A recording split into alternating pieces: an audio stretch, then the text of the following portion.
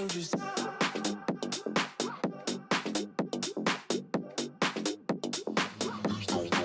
Get dangerous. Shameless. Facing. Shameless. Get dangerous.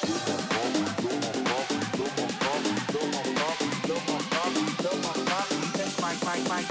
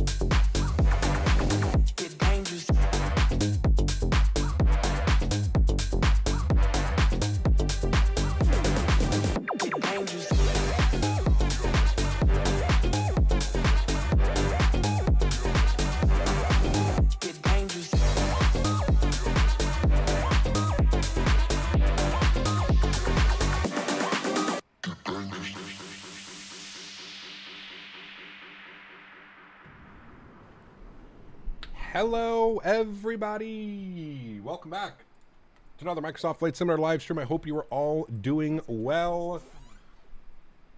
Sorry, working on the other PC. Good to see everybody here. The day we have all been waiting for, my friends. For about the past month, I have been told that I need to fly the Headwind A330. So here we go, friends. We're going to spend the next couple of days getting to know the Headwind A330neo. Fingers crossed that we don't have any issues. I've done one practice flight. Did one practice flight last night. Everything went well. So I figured, hey, might as well stream it for the weekend. We'll have some fun. Captain Riyadh, good to see you. Gary P, welcome. Give me 2 seconds, guys. I just need to get all of our flight plan info plugged in here. Had an issue with Sim Toolkit Pro this morning. Bear with me here for a sec. We should get all of that live updated information for you. Okay, there we go. Cool, welcome everybody. Good to see you. G-Prez, good to see you. Greg Elwell, welcome. Yuckfu, good to see you. Davis, good to see you. Snipe, good to see you. Atif, welcome. Captain Aviation, good to see you. Billy B16, good to see you. Max Kaminski, welcome. Vicente, good to see you. PW, welcome. Leonard, good to see you. Jasper, good to see you. Captain EDM, welcome. Flight 001, welcome. 49 Whiskey, how are my friend? Radog is in the house. Good to see you, man. Mamatulov, good to see you, my friend. Zach, what's up, my man? MHS, good to see you. Chill. I do not watch Formula 1, unfortunately, man. Sorry, dude. John Zander, welcome aboard. Stephen Nolte, good to see you. Captain Dom, what's going on? Reg, good to see you. Welcome aboard. Hope all's well. LAX, good to see you. Anthony Baldo, welcome. Sam Clues, good to see you. Pilot Depth, good to see you.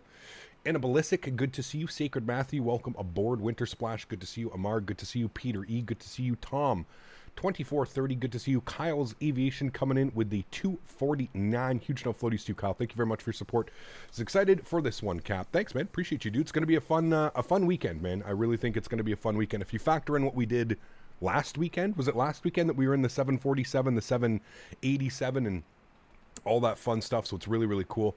I wonder if I can open the doors. Can I open the doors, chat? Let's jump inside and see if we can open doors. Can we come down here and will it let me open doors? I have no clue if it'll actually let me open the doors or not. I think we go to this one, and then I think I can open that door, and that door, and that door. Do I just click on them? I thought I could open that, but maybe not. Maybe we'll go forward door, we'll go door aft, and then we'll open up the cargo doors. We'll open up everything that way for them. There we go. Now we can actually have some doors. I don't know. You can't open up this door. I guess they really only like to go through that door. Anyways, we'll pretend that all of them are open. Anyways, welcome aboard, friends. Thanks so much for joining me today. Max celebrating 2 months. Says happy 2 months. Love the A330. Hope the flight goes well. Butter it. Thank you, my friend. I appreciate you. I hope the flight goes well as well. Like I said, I did one practice flight yesterday in my beautiful test sector from Ottawa to Toronto, and everything seemed perfectly fine. Didn't really have any issues. It basically flies like a heavy fly-by-wire. That's what I've kind of figured, is it exactly flies like a heavy fly-by-wire A330neo. So super excited for this one. The flock of zombies, yes, they're all coming off the bus. Believe it or not, we packed 373 passengers into one bus today, chat. I think we deserve a medal for that type of work. There we go. We can see the whole bus in there. Pardon me if I'm a little bit slow. I did something to my neck last night. I have no clue what I did, chat.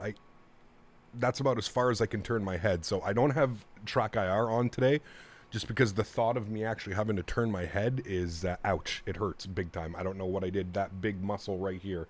Probably slept like an idiot or something. I don't know, man. I also had the window open, so I'm wondering if like a cold came through and did something. But yeah, turning is really slow and tricky. It is slow. You got to be slow. I mean, with any of these big jets, 10 knots on your turn, you know what I mean?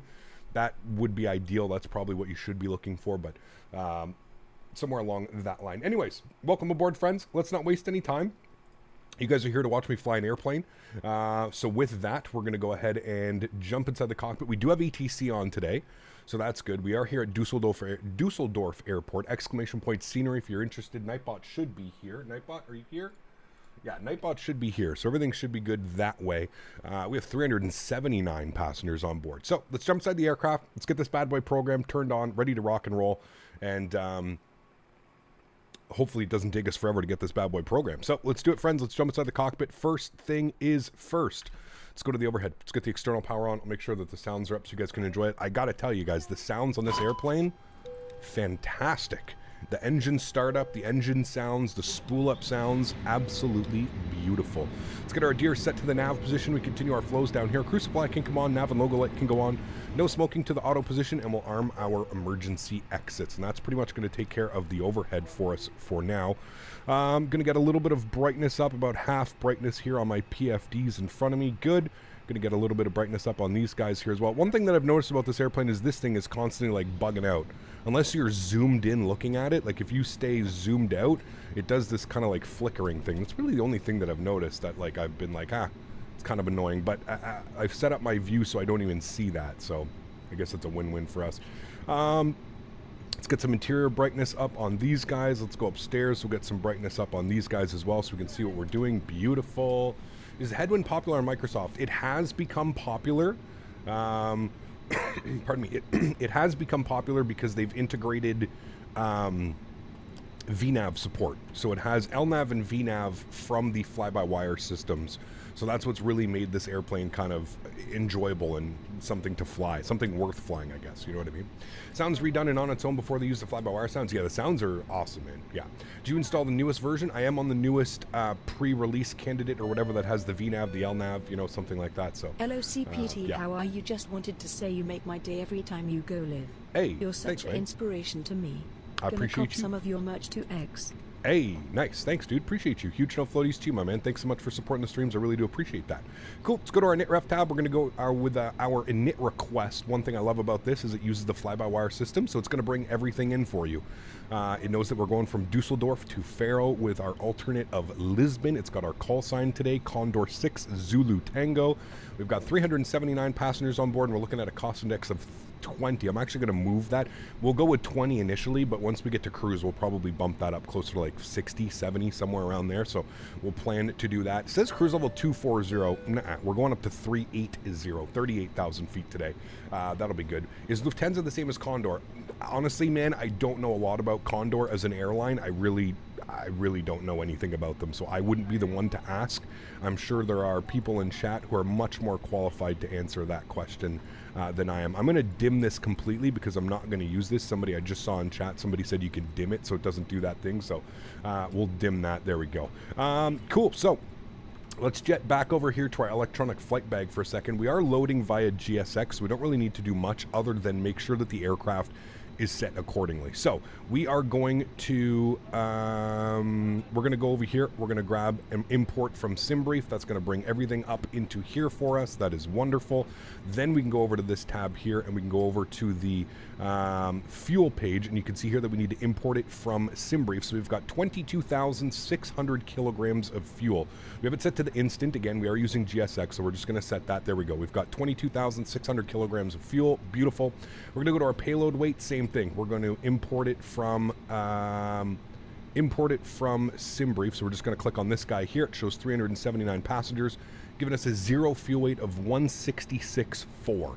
So we're going to go ahead and instant, and we're going to board the airplane. You'll see the airplane kind of do a little bit of a dip, and there we go. So not quite a full airplane, but we've got quite a few of the passengers here on board today. So it looks good. I'm happy with that, and we can go ahead and we can grab those numbers and throw them down on the McDo. So we'll go to our NIT-B page, and we'll plug in some information here. So zero fuel weight was 166.4. We just grabbed that. And then our zero fuel weight CG is going to be 21.7. So let's go ahead and bug that in, 21.7. We'll throw that into there. We know that we have a block fuel of, what was it, 22.6. So we'll go 22.6, and we'll go ahead and block that in there as well. Beautiful. That's going to take care of all of that. Init page is done. Wonderful. Now, what we can do is let's go and grab our clearance, shall we? Before we throw in any departures and arrivals or stuff like that. So we've got ATIS information, Bravo. QNH is 1013. Everything looks good. It looks like we are runways in use. I think 5 right. I think we're doing 5 right. 5 left for arrival, 5 right for departure. So we're going to plan for 5 right. If I'm looking here at my SimBrief, SimBrief does give us 5 right as well. So hopefully it's the same departure.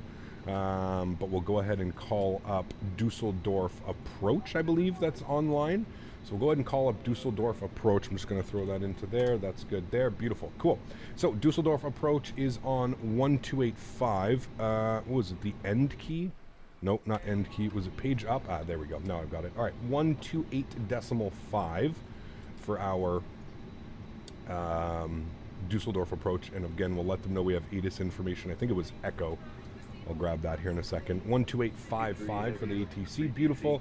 And ATIS information, Bravo. All right, so ATIS, Bravo. Cool, we've got that. Sweet. Cool, let's go ahead and give him a ring. Let them know we're ready to go. Benny, 35 months. Appreciate you, Benny. Huge no floaties to you, man. Thank you very, very much for your support. I really do appreciate that, Benny. That's extremely kind of you, man. Thank you, dude. See here, we're still boarding, chat. We've still got over 100 people to board, so should be good. Are they boarding cargo as well? I think they already did the cargo side of things. I don't know. Maybe they did it. Maybe they didn't. Cap, what is the flight time today? 2 hours and 50 minutes. 2 hours and 50 minutes. And then tomorrow, oh boy, chat. Do we have a doozy tomorrow? Tomorrow we're going to be doing Air Portugal TAP from Lisbon to Madeira back to Lisbon. Oof. Tomorrow is going to be a spicy day of flying, chat. Very much looking forward to this one. So if you are around tomorrow and you do want to do some really cool flights, please do that. Yeah, Robin, I've already opened as many doors as I can, man. It's, I don't know, we're not, doesn't want to do any more doors. I've got all the doors open that I can, so, yeah. For the most part, okay, sometimes janky in certain parts of, okay, you guys are talking. John, celebrating 24 months. There we go. 2 years as a member. Huge no floaties to you, man. Thanks so much for your support. I really do appreciate you, man. Yeah, Ben, there's probably no model matching for this airplane. What in the front door is that landing? Oh, it's another Condor. I was like, what the hell is that? That is a Condor A330-900 as well, coming in for a landing. That looked absolutely massive in the sky for a second. Look at how slow he is. Ooh, there's a Dash 8 right there, too. Nice. Cool. Okay, let's grab our clearance, shall we? And let's not waste any more time. Dusseldorf approach. Good evening. Condor 6, Zulu Tango with ATIS information. Bravo, IFR 2 Faro, please.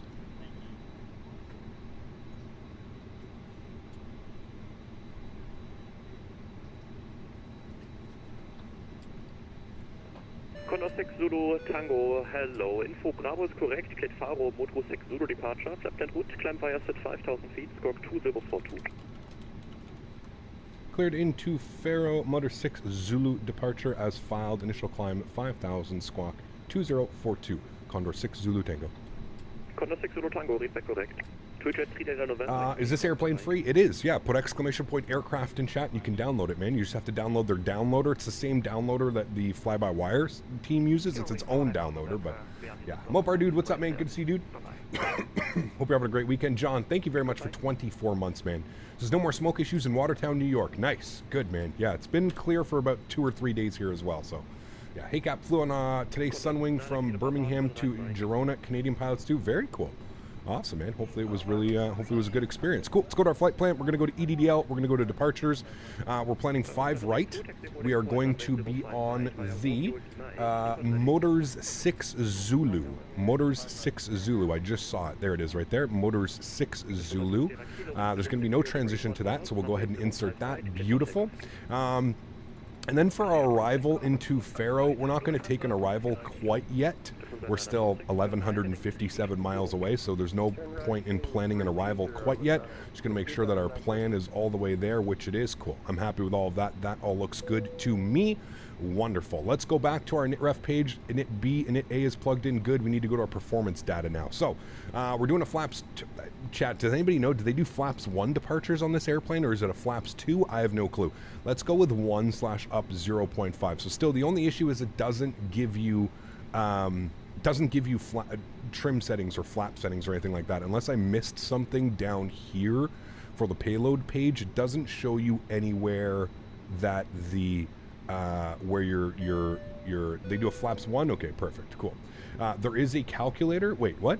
There's a hold on. Does the calculator? Yeah, but the calculator just starts your. That's if you don't have. That's for like top of descent and landing and stuff like that. You don't have. It doesn't actually. That's pretty cool. We can fill all this info in here. That doesn't calculate. See, this is for landing, so this isn't really going to calculate what our trim should be and stuff like that, right? So, yeah, we're looking for takeoff trim, so we're just going to go with that. We'll just leave it at that. That's perfectly fine. Okay, cool. That's good. And then we're going to do a flex temp today. We're going to go 65 degrees on the flex temp. Big airplane. We shouldn't have any issues. 145, 147, 153 on the V-speeds today. And with that, chat, guess I got to close all my doors, but we should be good to go. Let's come over here to this guy. We'll go to services. Let's close the forward door, close the cargo door, close the aft door. They're also done the boarding process as well, so we're looking good.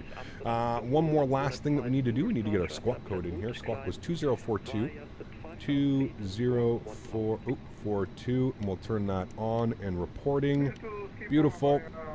And then from here, I've had so much issues with the throttle calibration on this last night, chat. It was absolutely bananas, but I think we're all good there. We've got that. Cool. Let's go to the overhead. We'll get the APU master start switch on. And we'll go ahead and split up. The website is inaccurate. Don't bother. What's that, Aaron?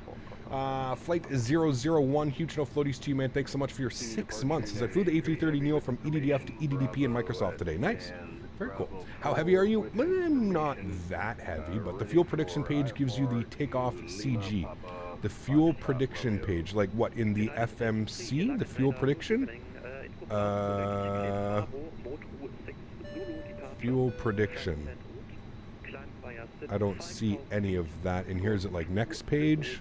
No, that's our init page. Fuel pred. Trip time, block fuel, 0 fuel weight CGs, alternate time, reserve, final time, min distance, fuel on board, extra time, trip wind, tow. I don't see any of that. Right? I don't see any of that. Top right, 0 fuel weight CG. Yeah, but that doesn't give us our takeoff trim. That just gives you your 0 fuel weight and your 0 fuel weight CG. Are you saying what I need to do is I need to then match it up to this? Is that what you're saying? Like there's a CG. Ah, okay, I see. So there's a CG here. I see what you're saying. So 21 would actually be like up. I think it'll only let me move it, but I see what you're saying. I would want to be up 1, somewhere around there. Is that what you're saying? Like I have to match the CG here with what it's giving me there, got you. I see what he's telling me to do. You have to match, so your zero fuel weight CG is 21.7, so if you look here, you have CG weights. There's 20, that's 25, that's 30, that's 35. So he's saying 21, we probably want to be close to like up 1 on the takeoff trim. So, it's not the takeoff trim, it does not include the fuel. Oh, interesting. Okay. Well, let's just wait for them to figure it out, and hopefully in the meantime we can, I'm sure we'll be perfectly fine with not having a 99% accurate takeoff trim. Initial climb 5,000, which was given us to by ATC, so that's cool. We can go ahead and spool up the EPU now. We can jump outside, jump behind the airplane, and we can listen to the EPU spooling up. Bring us right here.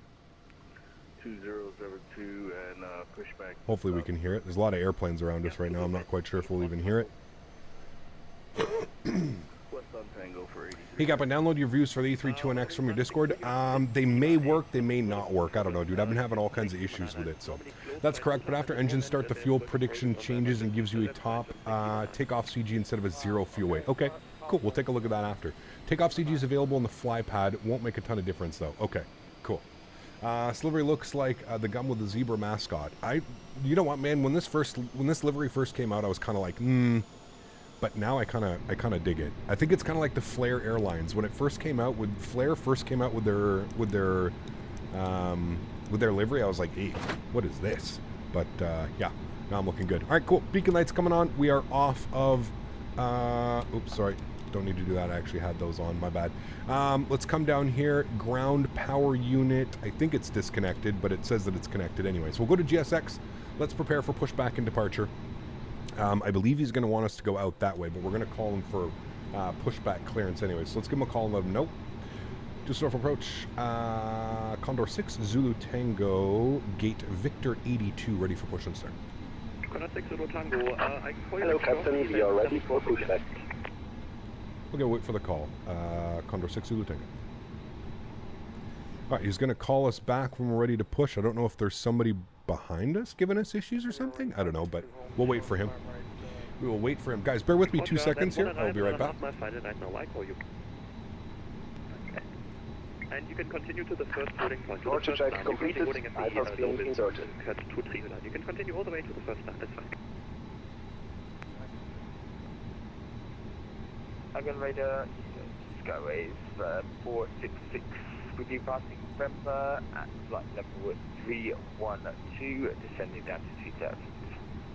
Skyways 466 Langen, good evening, identified. Info is Bravo for runway 05 right, proceed direct ELDA, and descent flight level 25 initially. Looking here. Actually, and it was ADA for the direct 2? ADA, Echo Lima, Delta Alpha Romeo.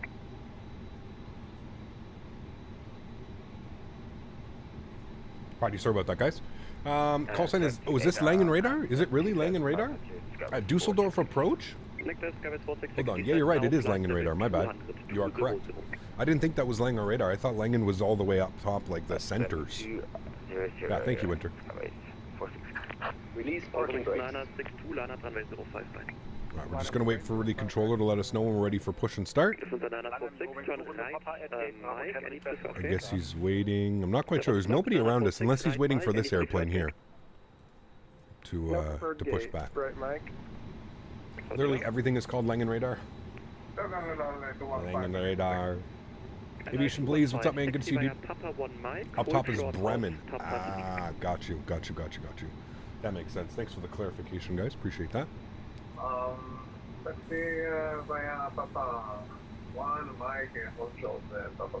Is this plane heavily linked to the fly-by-wire team? I think it's a completely separate team. It is using the fly-by-wire systems, so like the MIC-DO is based off the fly-by-wire and all that fun stuff. So, yeah. Do you know why my GSX profile Pro says that I'm in need of warping to some airports, but I can't use the other features? Yeah, that's weird, Ray. I'm not quite sure. Alan, what's up, man? Good to see you, dude. Welcome aboard. Hope all's well. Windows Defender thought Flabo R320 was a Trojan. Skyway 466, descent flight level Honestly, that's 180. probably pretty common just because Windows doesn't know the flight.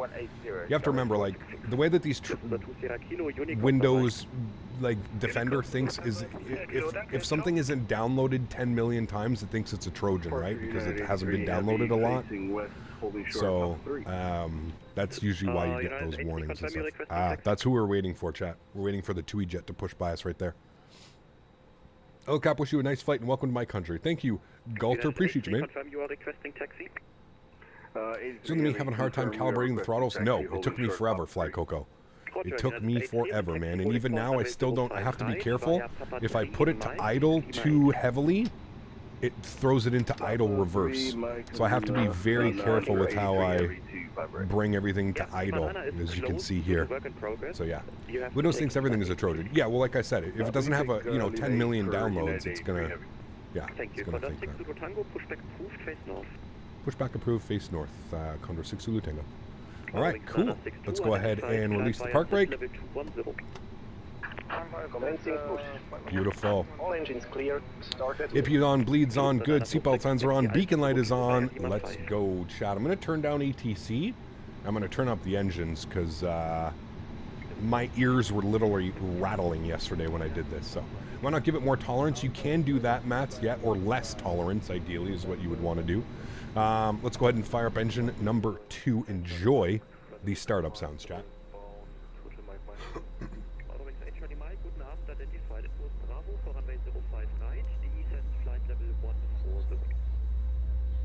Information Bravo on board, 05 right, and descent flight level 14, 0 Iraq, Charlie Mike. Charlie Mike, correct. Clear timer 05 transition and once inserted, proceed direct bomber. Oof. 5 transition and proceed direct bomber, Iraq, Charlie Mike. Hello, Hey Adams, I did see it, man. Yeah, I responded to you on Discord, I believe. Yeah, I did see it, man. Listen to those sounds, chat. Oof. My goodness. Can you post your 330 views on Discord? I will after the stream. Sure, no problem. Yeah. Heard the engines for the first time the other day on the Delta. They sent their A330neo and it was unreal. Yeah, it's crazy, man. It is beautiful. We'll wait for pushback and then we'll spool up engine number 1. Should be completed here in a second. Beautiful pushback. That's parking brake. Park brake set. To ground. We have a good engine start. Thank you. Disconnect. Beautiful. Unlocking gear. Let's go to engine number 1 and we'll spool up engine number 1. Enjoy. Not quite the right aircraft, but I have a question about the PMDG planes. When you buy one of them, do you get the license key or is it assigned to your account?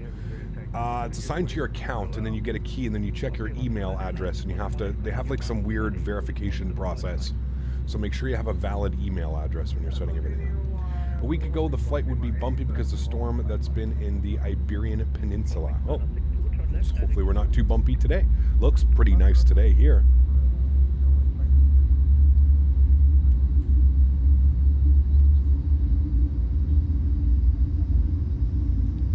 My goodness, that's beefy. Tow truck disconnected. Light has been removed. Left is clear, right is clear. Thank you. All right, I'm going to go to GSX settings. I want to switch my audio to... I want it to be on aux 2. Apply. Okay, good. All right, cool. That's set. That's all good. Wonderful. We can now set flaps 1. Now, one thing that I did notice, there's no flap sounds. Like, absolutely no flap sounds. So I'm wondering if they're still working on the flap sounds, but obviously, as you can see here, there are negative flap sounds. Cool. Overhead, APU's off, APU bleed is off, nose light to taxi. Everything else looks good there. We're all set with that. Now, you guys were saying if I come down here and I go to the fuel pred, it'll actually give me a takeoff CG. Anyways, I don't see it. I'm just going to leave it where it is. I didn't really have any. Yours had flap sounds last night. Weird? Weird. How to turn off confirm good engine start in GSX. Go to GSX. Go to GSX settings, and it's right here. Good engine start confirmation. If you do just a little bit of research, I'm pretty sure you can find all of these answers out, my friend, but it's right here. Good engine start confirmation. Make sure that that is unchecked, and then hit apply, and you should be good to go, man. Yeah. 22.8 was the CG. I see 21.7. Oh, wait, you're saying here 22.8. Okay. Got you. Okay, so based off that, 22.8, we want our trim to actually be like up. Probably like 1, somewhere around there, right? We'll call it that, chat. Again, we don't have to be perfect, but we'll call it that. We're good to go. Auto brake over to max RTO. So you auto brake max RTO, ground spoilers armed, engine mode selector back to the normal position. Flaps and trims are set. Everything's looking good. Predictive wind shear system, auto, and we're good to go here, chat. We are good to go. We'll call up Langen and let him know we're ready to taxi. 05 right. Holding for the A320. And he is most likely going to give us who knows? Mike Lima 8 maybe? Straight ahead to Lima 8. Looks like they're departing straight ahead at Lima 8. Where'd you find the flight plan? Where'd I find the flight plan? Just on SimBrief, man. I got the real world call sign and flight information from Flight Radar 24 and then bumped it over to here. We can do our cabin check as well. Beautiful. And we can do our takeoff config. Beautiful. ECAM's no blue, all set. You got Lima 9 if you don't advise otherwise, okay. Cool. Flown on Condor a couple times, IRL, pretty decent airline. I've flown with them down to the Greek island of Crete. Very cool. Hey Cap, how are you? Good to see you. I'm doing well, Erin. Good to see you, man. Oh, I can't turn my head to the left. That hurts so much. Still pretty cool for free? Oh, absolutely, man. Absolutely. It's awesome. Does A330neo fly this route IRL? I don't... It's kind of weird, man. They have a bunch of different airplanes that operate this route, so who knows, man. Cam Lee, good to see you, man. So far, so good, dude. Did a practice flight last night. Everything was looking good. So, yeah, so far, so good, man. Hanging radar, Condor 6, Zulu Tango, ready taxi 05, right? I first complete the respec, please, of November 424, Quebec X-ray. What are your specs in the PC? My Microsoft runs like absolute twat. Exclamation point specs in chat, Adams, or you can check down below the description, my friend. Oh, yes, don't forget the cockpit door. Yes. November 424, Quebec X-ray, Roger, then I call you back shortly. Condor 6 Zulu Tango, taxi routing point 05 right via Lima 7, Mike, Lima 8. Lima 7, Mike, Lima 8 holding point for Condor 6 Zulu Tango. All right. November 424, park brake. X-ray, info Bravo, cleared dude, the engine sounds are so good. Departure, flat route, climb 5,000 feet, score 2051. So good. Oh wait, there's a 319 that flex doesn't work. My bad. What do you mean? Lima 9 is closed. I don't know anything about any of this, man. I just do what they tell me to do. All right, so we gave us Lima 7 to Mike to Lima 8. I think we're going to be behind these guys. We're going to pull like right here. Is the Headwind really that good? Never flown it, so I'm curious. This is my second flight ever. I'm only doing this because, honestly, man, chat's been telling me for quite a while that that this is something that I should check out. So that's the reason we're flying this airplane, man, is simply because I trust chat, and if chat tells me... Plus, we've kind of been on like a little bit of a heavier kick lately. We've been flying the 747, we've been flying the 787, so I figured, you know what, we'll give the Headwind 330 a try here, as there's been pretty good reviews and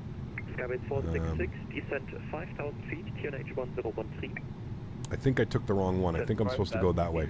Chat, don't tell him. We're just going to go out this way. We're going to pretend that we didn't see anything, okay? No problem. What do you prefer, X-Plane or Microsoft Flight Simulator? Right now, I much prefer Microsoft Flight Simulator. That doesn't mean I'll never go back to X-Plane, but, you know. Hey, V1's in the house. Good to see you, my friend. So for a free heavy, for sure scratches the itch for me wanting a heavy Airbus, gets me even more excited for the Aerosoft. I 100% agree, man. I really hope we get that sooner than later. I hope they, like... You know, Aerosoft's not really known to give it out early to like content creators and stuff, but I really hope we get an early review copy of it, V1. I think that would be awesome if they did that, man. Can you explain how flying controls feel while you take off and land, please? I mean, it feels heavy. It feels like, especially when you're taxiing around. It's the first thing I noticed last night. Taxiing the airplane around, it's, you know, it's very cumbersome. It takes, you know, you gotta like, ooh, it's kind of like, it's a very heavy airplane. It feels heavy. So, it's usually a good sign, right? Hope I get an early review copy too. Absolutely right on. absolutely right. 6 kilometers, Yeah. left heading 310. Engine 1 in reverse, probably because I put it, like I said, man, I'm having an issue right now. The way that I have to be super cautious when I put it to idle, because you can see idle, it's just the way that the joystick configuration works, man. I have to be very careful while setting my... Wayward, thanks so much, man, for 31 months. I appreciate you, man. That is incredibly kind.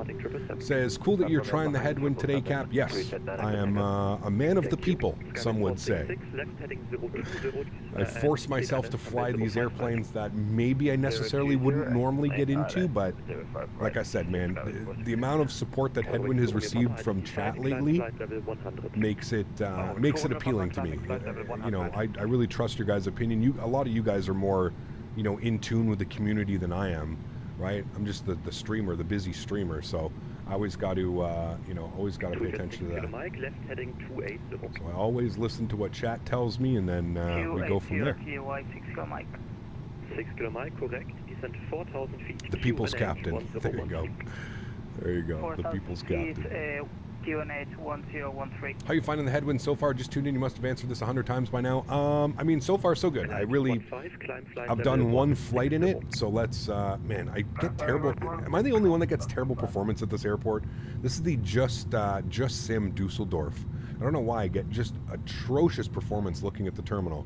As soon as I look away from the terminal, it seems to be fine. But I've been enjoying it so far. I did one practice flight last night just so I could kind of configure my controls and make sure everything was working properly. So, yeah. Up to 100 for 83. They make a Delta? Yes, there is a Delta livery. Yeah, there is, man. It's not well optimized. The airport? No, it's not at all. At all. Is the system flow the same as a fly-by-wire 320? Pretty much, Ruben. Changes maybe a little bit, but yeah. Did you calibrate the throttles? Yes. Yeah. So it's just like in the fly-by-wire, you go here, and then you go to sim options, and then throttle detents and calibrate. And that's it. That is it. Super easy. Flight control check. Oh, we're good. Flight controls left, right, up, down. Good to go. And there's the TUI Jet 737 in front of us departing, so we're looking good. You only get 5 FPS above the Unibuilds London Heathrow. Yeah, it's yeah. Condor 6 Zulu Tango, line up runway 05 right. Line up 05 right, Condor 6 Zulu Tango. If you set your yaw sensitivity to plus 60, it helps a lot for taxi. Ooh, plus 60 though? I don't want to know. Yeah. How often do you use Pilot Edge? A couple times a month, I would say. Really depends, right? Usually whenever I'm flying West Coast, we're on Pilot Edge, so. Alright, nose lights on, landing lights on, runway turn-offs on, strobe lights on. We are good to go. Jordan celebrating 29 months. Huge no floaties to you, man. Thanks so much for your support, dude. Appreciate you as always. Says, Hola Captain, leaving Wednesday to Punta Cana. Man, enjoy your trip, dude. Enjoy your trip. In about 10 days, I'm going to Houston. Going to be there for Flight Sim Expo, man. Going to be streaming live from the event floor with Thrustmaster at their booth. It's going to be really cool, man. Really looking forward to it. Get to meet a bunch of you guys, hang out with a bunch of you guys. It's going to be awesome. Alrighty. Pulled onto the runway, looking good. Identified, climb via sit, flight level 100. How many t-shirts do I have? How many of these t-shirts do I have? Oh, dude, I have 10, 15, 20 of them. I don't know, dude. I've lost track. I've retired 2 of them already. 2 of them have been officially retired. I no longer wear them. I've washed them so many times, like the epaulets are coming off. 05 right, clear for takeoff. Condor 6 Zulu Tango. Thank you. All right, chat. Joystick cam's going on. You know the routine, my friends. Let's do it, shall we? Sounds are going up. Let's get blasted. Let's do it. Throttles 50%. Oh. So good. Stable. Chrono's going on. Let's get it, friends. Manflex 65 SRS runway auto thrust. Bleu. Takeoff power set, slight nose down pressure on the stick until we reach 100 knots. This thing is a rocket ship, by the way. Probably because we don't have a lot of fuel, but airspeed's alive. 100 knots, we're neutral on the stick. FPS has gone bye-bye. There we go, now it's back. Now the nose wants to kind of come up on me, so V1, rotate. Nice and smooth. Big heavy airplane, and we're airborne. Beautiful. Positive rate, gear up. I still think having the trim set to 0 is what you want on this airplane.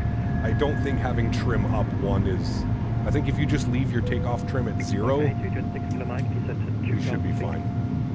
Should be good.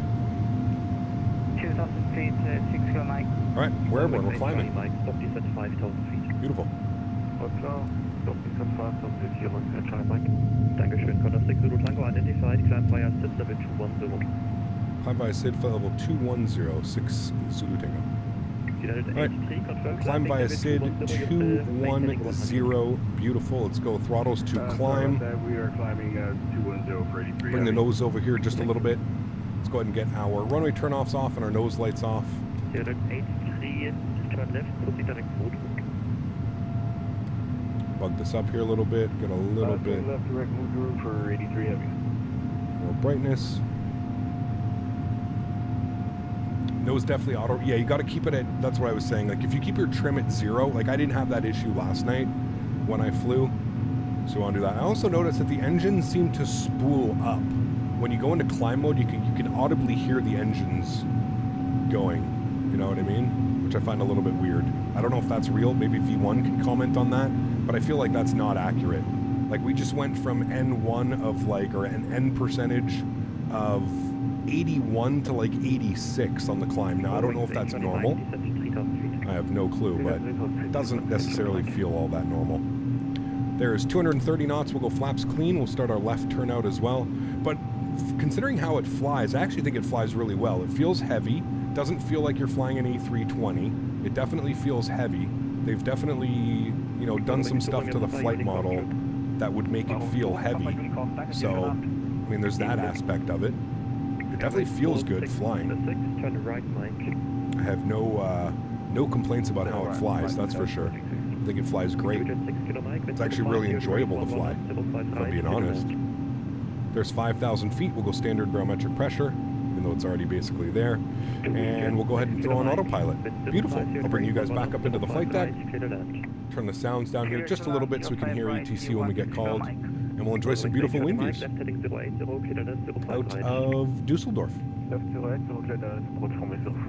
Airbus adjust the throttle position when the auto throttle is on? I think so, yes. I don't know, no. No, because I think it just stays in the... I'm pretty sure it just stays in the climb detent, right? So, you're actually flying to Faro on the sim too. Nice, very cool. I think that now the sounds are custom and not a copy. Could be. Yeah. Where did I get this plane? Exclamation point aircraft in chat. It is completely free and anybody can download it. Climb detent equals auto throttle. Oh, my neck, chat. It hurts so bad. Oh, I don't know what the hell I did, man. Is the cockpit accurate like the IRL one?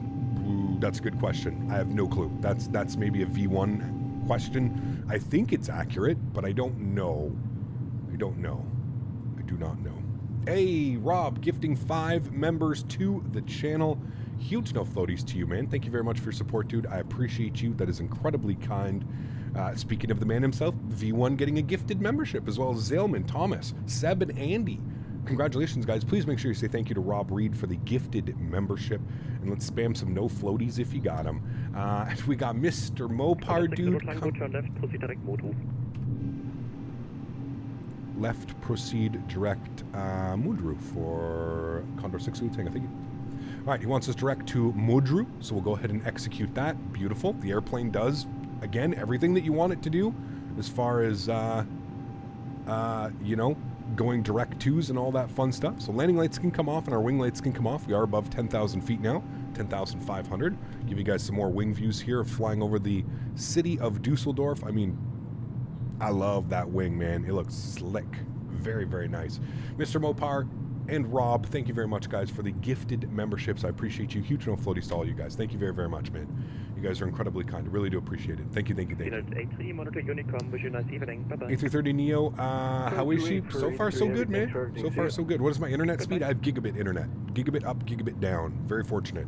I've actually been on gigabit for like 2 years now. I was looking at my bills the other day. I've been on gigabit internet for almost 2 years. Yeah. This is Duisburg. What's Duisburg? Dusseldorf? Duisburg? They're actually working on more accurate cockpit models right now alongside new external models for the 800 and 900 variants. Very cool. Very, very cool. That's awesome. That's not Dusseldorf? Oh, okay. Well, there you go. Thank you, Chad. We did Singapore to Manila, and the 330 was coming into Manila, and some of the best I've seen. Right, Dog, how long is that flight? Because I was planning to do that on Monday. That was going to be our Monday. We were going to fly Cebu Pacific. We've never flown Cebu before, so that was going to be my plan on Monday. Tomorrow we're going over to Madeira. We're flying Air Portugal, TAP from Lisbon to Madeira, back to Lisbon. Tomorrow's going to be a long stream, guys, just to keep that in mind. Probably about a 5-hour stream tomorrow. 4.5, 5 hours. 3 hours on the dot? Oh man, that's what we're doing on Monday then. That's the flight we're doing on Monday. Cool. It's the beginning of the rural region, basically 50,000 cities, one giant big area. Damn, that's crazy.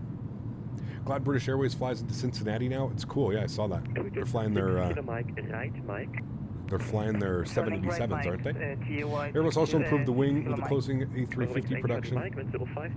Does it feel better than the 330-200 you've flown before? I don't know. Hard to say. I probably need a little bit more time flying it, but yeah. Oh, Mats, we'll get it as much as we can.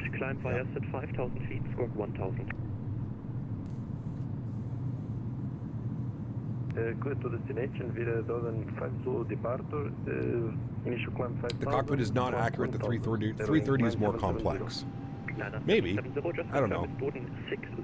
For me, it's enough. There's enough here to make it enjoyable to fly, in my opinion. But everybody's going to have their own opinions, right? There's nothing wrong with that. Everything was correct besides the number. Just confirm Doden 6 Zulu departure. I'm not quite sure what it's trying to do here. Why it's drawn in like two. You guys see that? It's kind of drawn in like two lines here. Goodbye.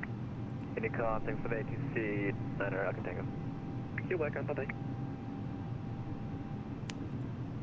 Modru, then Gabino, then Mass. I don't know why it's got that weird turn in there, but we'll just keep it that way. The waypoints are too close, you think? Ah, maybe. Could be. We'll keep an eye on it. We'll see how she does. We are flying real time as well. I'm not quite sure. We should make it to Faro for like sunset or something like that. Diego, gifting 5 members to the channel as well. Unbelievable. Diego, thank you very much for support, man. I really do appreciate you. That is incredibly kind. Thank you, thank you, thank you, man. Cap, you should have heard London control earlier, the way they were so sassy. Oh, London's very sassy out there. Sassy, sassy. You're the 2737 in front of you. Very cool, man. We might get, I don't know what altitude you're cruising at. We're going up to 38,000. But we may end up passing you en route just because I think we can cruise. I don't know what this thing cruises at, but... Unicom, thanks for Northfield ATC. We'll see you soon for Condor 6 Zulu Tango. Right, over to Unicom. There we go. Wonderful ATC out of Dusseldorf, as usual. I've always said this, man. German ATC, Langen Radar, all of those other guys, impeccable. Seriously, if you're a VATSIM flyer, if you're a VATSIM user and you want some ATC that you can really kind of wrap your finger around and just feel like you're immerse yourself in the experience, fly in Germany, man. The ATC here is just, it's some of the best, I think, in my personal opinion. I've got thousands of hours on VATSIM. I think that, you know, Boston Center and on all those guys, they're just some of the best, man. Some of the best. Why only one landing? Why only one landing light? I think that's the new Pierce. The way that they do it now is both landing lights are on the same. This is like the 350. I think the 380 might be the same as well. 380 might be different because it's so big, but I know the 350 has one landing light. I think that the 900 as well does. So yeah. Nice, Megu. Germans try to be perfectionists. I mean, they do a great job at it, man. Like I said, the ATC out here is always fantastic. Always fantastic. Can do a max of Mach 8.6. Okay, we'll probably do 8.5 then, somewhere around there. How to remove the big blue things that shows the buttons in Microsoft. Flight 001, I think you need to put it to, I think you want to look for legacy control systems. I don't know where exactly you do that, but I think you want legacy controls. Ground spoilers can come off, and we're going to release the cabin. You guys are free to walk about and do what you need to do. I'm going to... I'm just going to wait and see what it's going to do with this waypoint. Hopefully it doesn't try and bank left and do something weird, but I'm going to... What I'm going to do is once we get to Modru, I'm going to send us direct to Mass, because I don't want it to do this weird kind of turn. So I'll just go... Actually, you know what we'll do? We'll just remove this. How about that? There you go. We'll remove that, and then we'll remove that. And that should give us a proper turn, which it does. Beautiful. There we go. Cool. Much better. Much, much, much better. Could be easy. Yeah. Could be, man. Do you have the number of hours you have flying in the sim total since the beginning? Well, I mean, Steam keeps track of all that stuff, right? So if, like, I really wanted to, like, you can just take this number, 2332. That's for Microsoft Flight Simulator. If you look at X-Plane 11, I've got 4,200 hours in X-Plane 11. So between these two simulators, we're up to 6,500 hours. That doesn't even include X-Plane 10, doesn't include my FSX days. I would say I'm probably close to 10,000 hours as a virtual pilot, if you will. Probably close. Maybe not up to 10,000 hours, but we got to be damn near close. Maybe 8,000 hours or something like that. Yeah, Pierce, you've asked me 4 times, and I've already explained it. I'll explain it one more time if you can just kindly pay attention. I believe this is the new design on Airbus. This is the design that they've gone for to minimize the overhead congestion on some of the buttons. The 350 is also designed like this. The 350 only has one landing light, so this must be a new thing for Airbus moving forward. I'm not an Airbus engineer. I can't explain to you exactly why they've gone with one landing light, but yep, I don't know, dude. I just roll with it. Yeah. Cap, you sent your membership message? Okay, hold on. It must have got... Ah, yes, it was just before the thing. Got you. Z-Cap, I'm really stoked for the 330 on Xbox. I'm torn on where to fly it first. Life begins at 40. Good to see you, my friend. Tough call, man. Tough call, dude. Yeah. Tough call. You've got nearly 3 times more sim hours than 95% of the new hire first officers in the U.S. Man, you know what, V1? If it wasn't so expensive to get your license up here in Canada, and if I wasn't such a heavy stretcher for my back conditions, I probably should have become a pilot. But you know what, man? Next best thing, right? Next best thing. I get to do it from my living room and get to hang out and kind of build this YouTube empire up and stuff, right? So, it's all good, man. The different landing lights is due to the LED lights, which aren't retractable, but pretty much part of the wing. Ah, got you. Yeah, and that actually probably makes sense, because if you look here, those LED lights are actually built into the wing. You are correct. That does make sense, 100%. Yeah. Flying the Headwind 330 now from Miami to Saint Martin. The one thing I miss is the jettison function. Other than that, it's a great free plane. Interesting. Yeah. 8,000 hours is 333 days. Pilots lead lonely lives? I don't think so, man. I don't think that's at all. Maybe at the beginning, just because they're so busy and they're, kind of jumping between, when you're starting out at an airline, you obviously want to fly as much as you can, especially when you're young, right?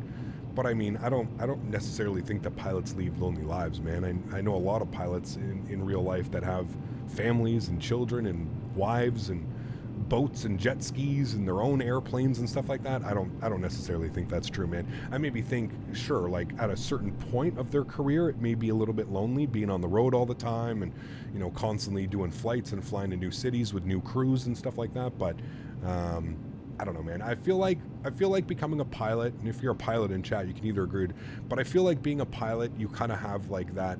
Once you reach a certain point, I think it just becomes, once you're kind of picking your schedule and you're kind of living the life that you want to live, like, don't tell me that that's not one of the best jobs in the world. I mean, this being your office window is, up here at 30-something thousand feet looking out, and I can agree with you that yes, at the beginning it may not be as, may not be as glamorous as some think, but if you stick with it, and if you're a pilot for 10, 15 years and you're kind of writing your own ticket after that, I mean, yeah. Pilot would be fun if there's a lot of issues today compared to the past, of course, yeah. The worst place you want to be as a pilot's wife / husband. Cheating is easy. I mean, cheating is easy in any which way, right? You don't have to be a pilot to be cheating on your spouse, but I understand what you're saying, yes. I got rejected for flight college in my country because of my eyes. Now I'm looking for surgery. There you go. Very, very cool. I tried to become an air traffic controller And unfortunately, I didn't make the cut becoming an air traffic controller either. So once I figured out that I couldn't be a pilot, it was just too much money, and there was really, I didn't want to borrow the money from the bank because the interest rates were just way too high. You know, it's one of those things, and went to become an air traffic controller, and unfortunately, the air traffic controller here in Canada is all regulated by the government. So you're basically a government employee if you're a controller. So yeah. How do you calculate the V speeds? You just have to make sure that you have your flap setting. So flaps 1 and then your trim value, and then your V speed should go in. You may also need your flex temperature as well. So yeah.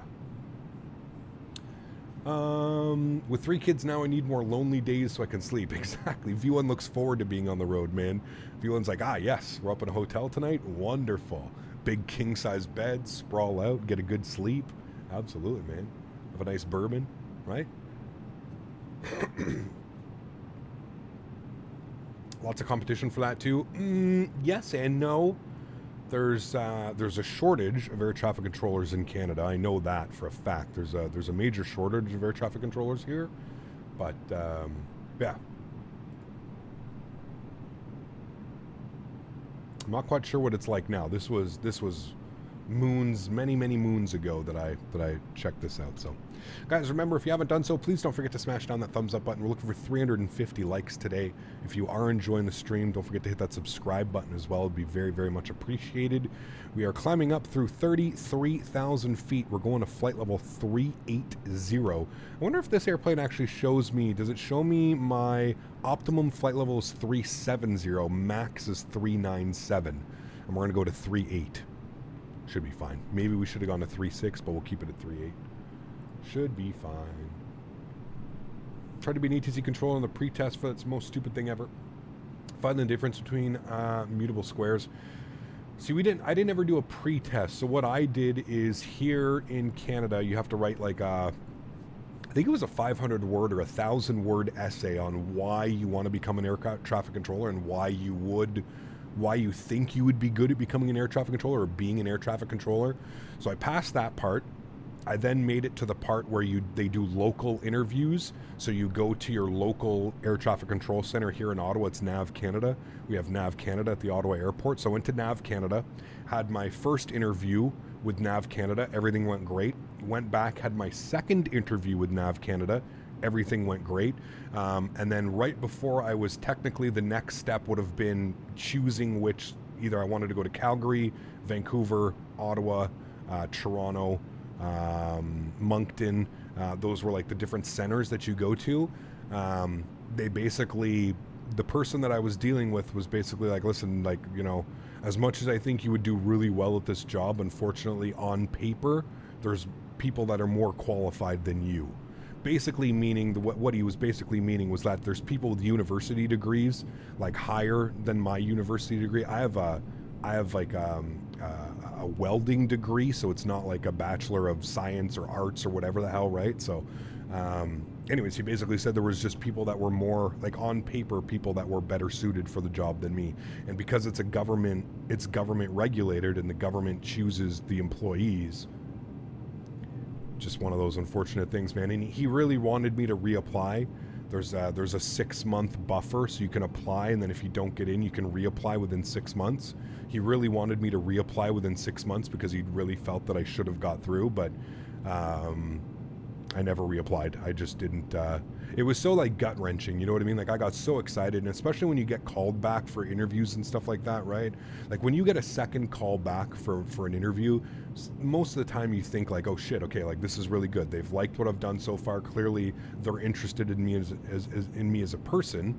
You know what I mean? So, but just one of those unfortunate things, you know.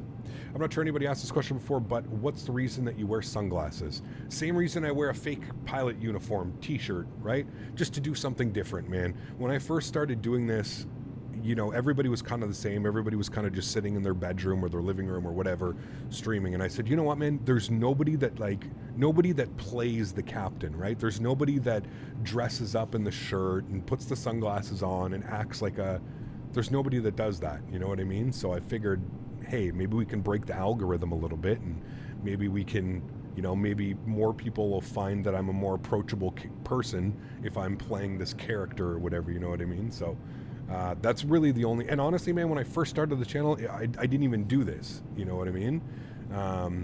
This actually started Halloween, like, I don't know, 5 or 6 years ago. Chat convinced me to buy one of these t-shirts on Amazon and wear it for Halloween. And after that Halloween stream, we basically just worn it every time.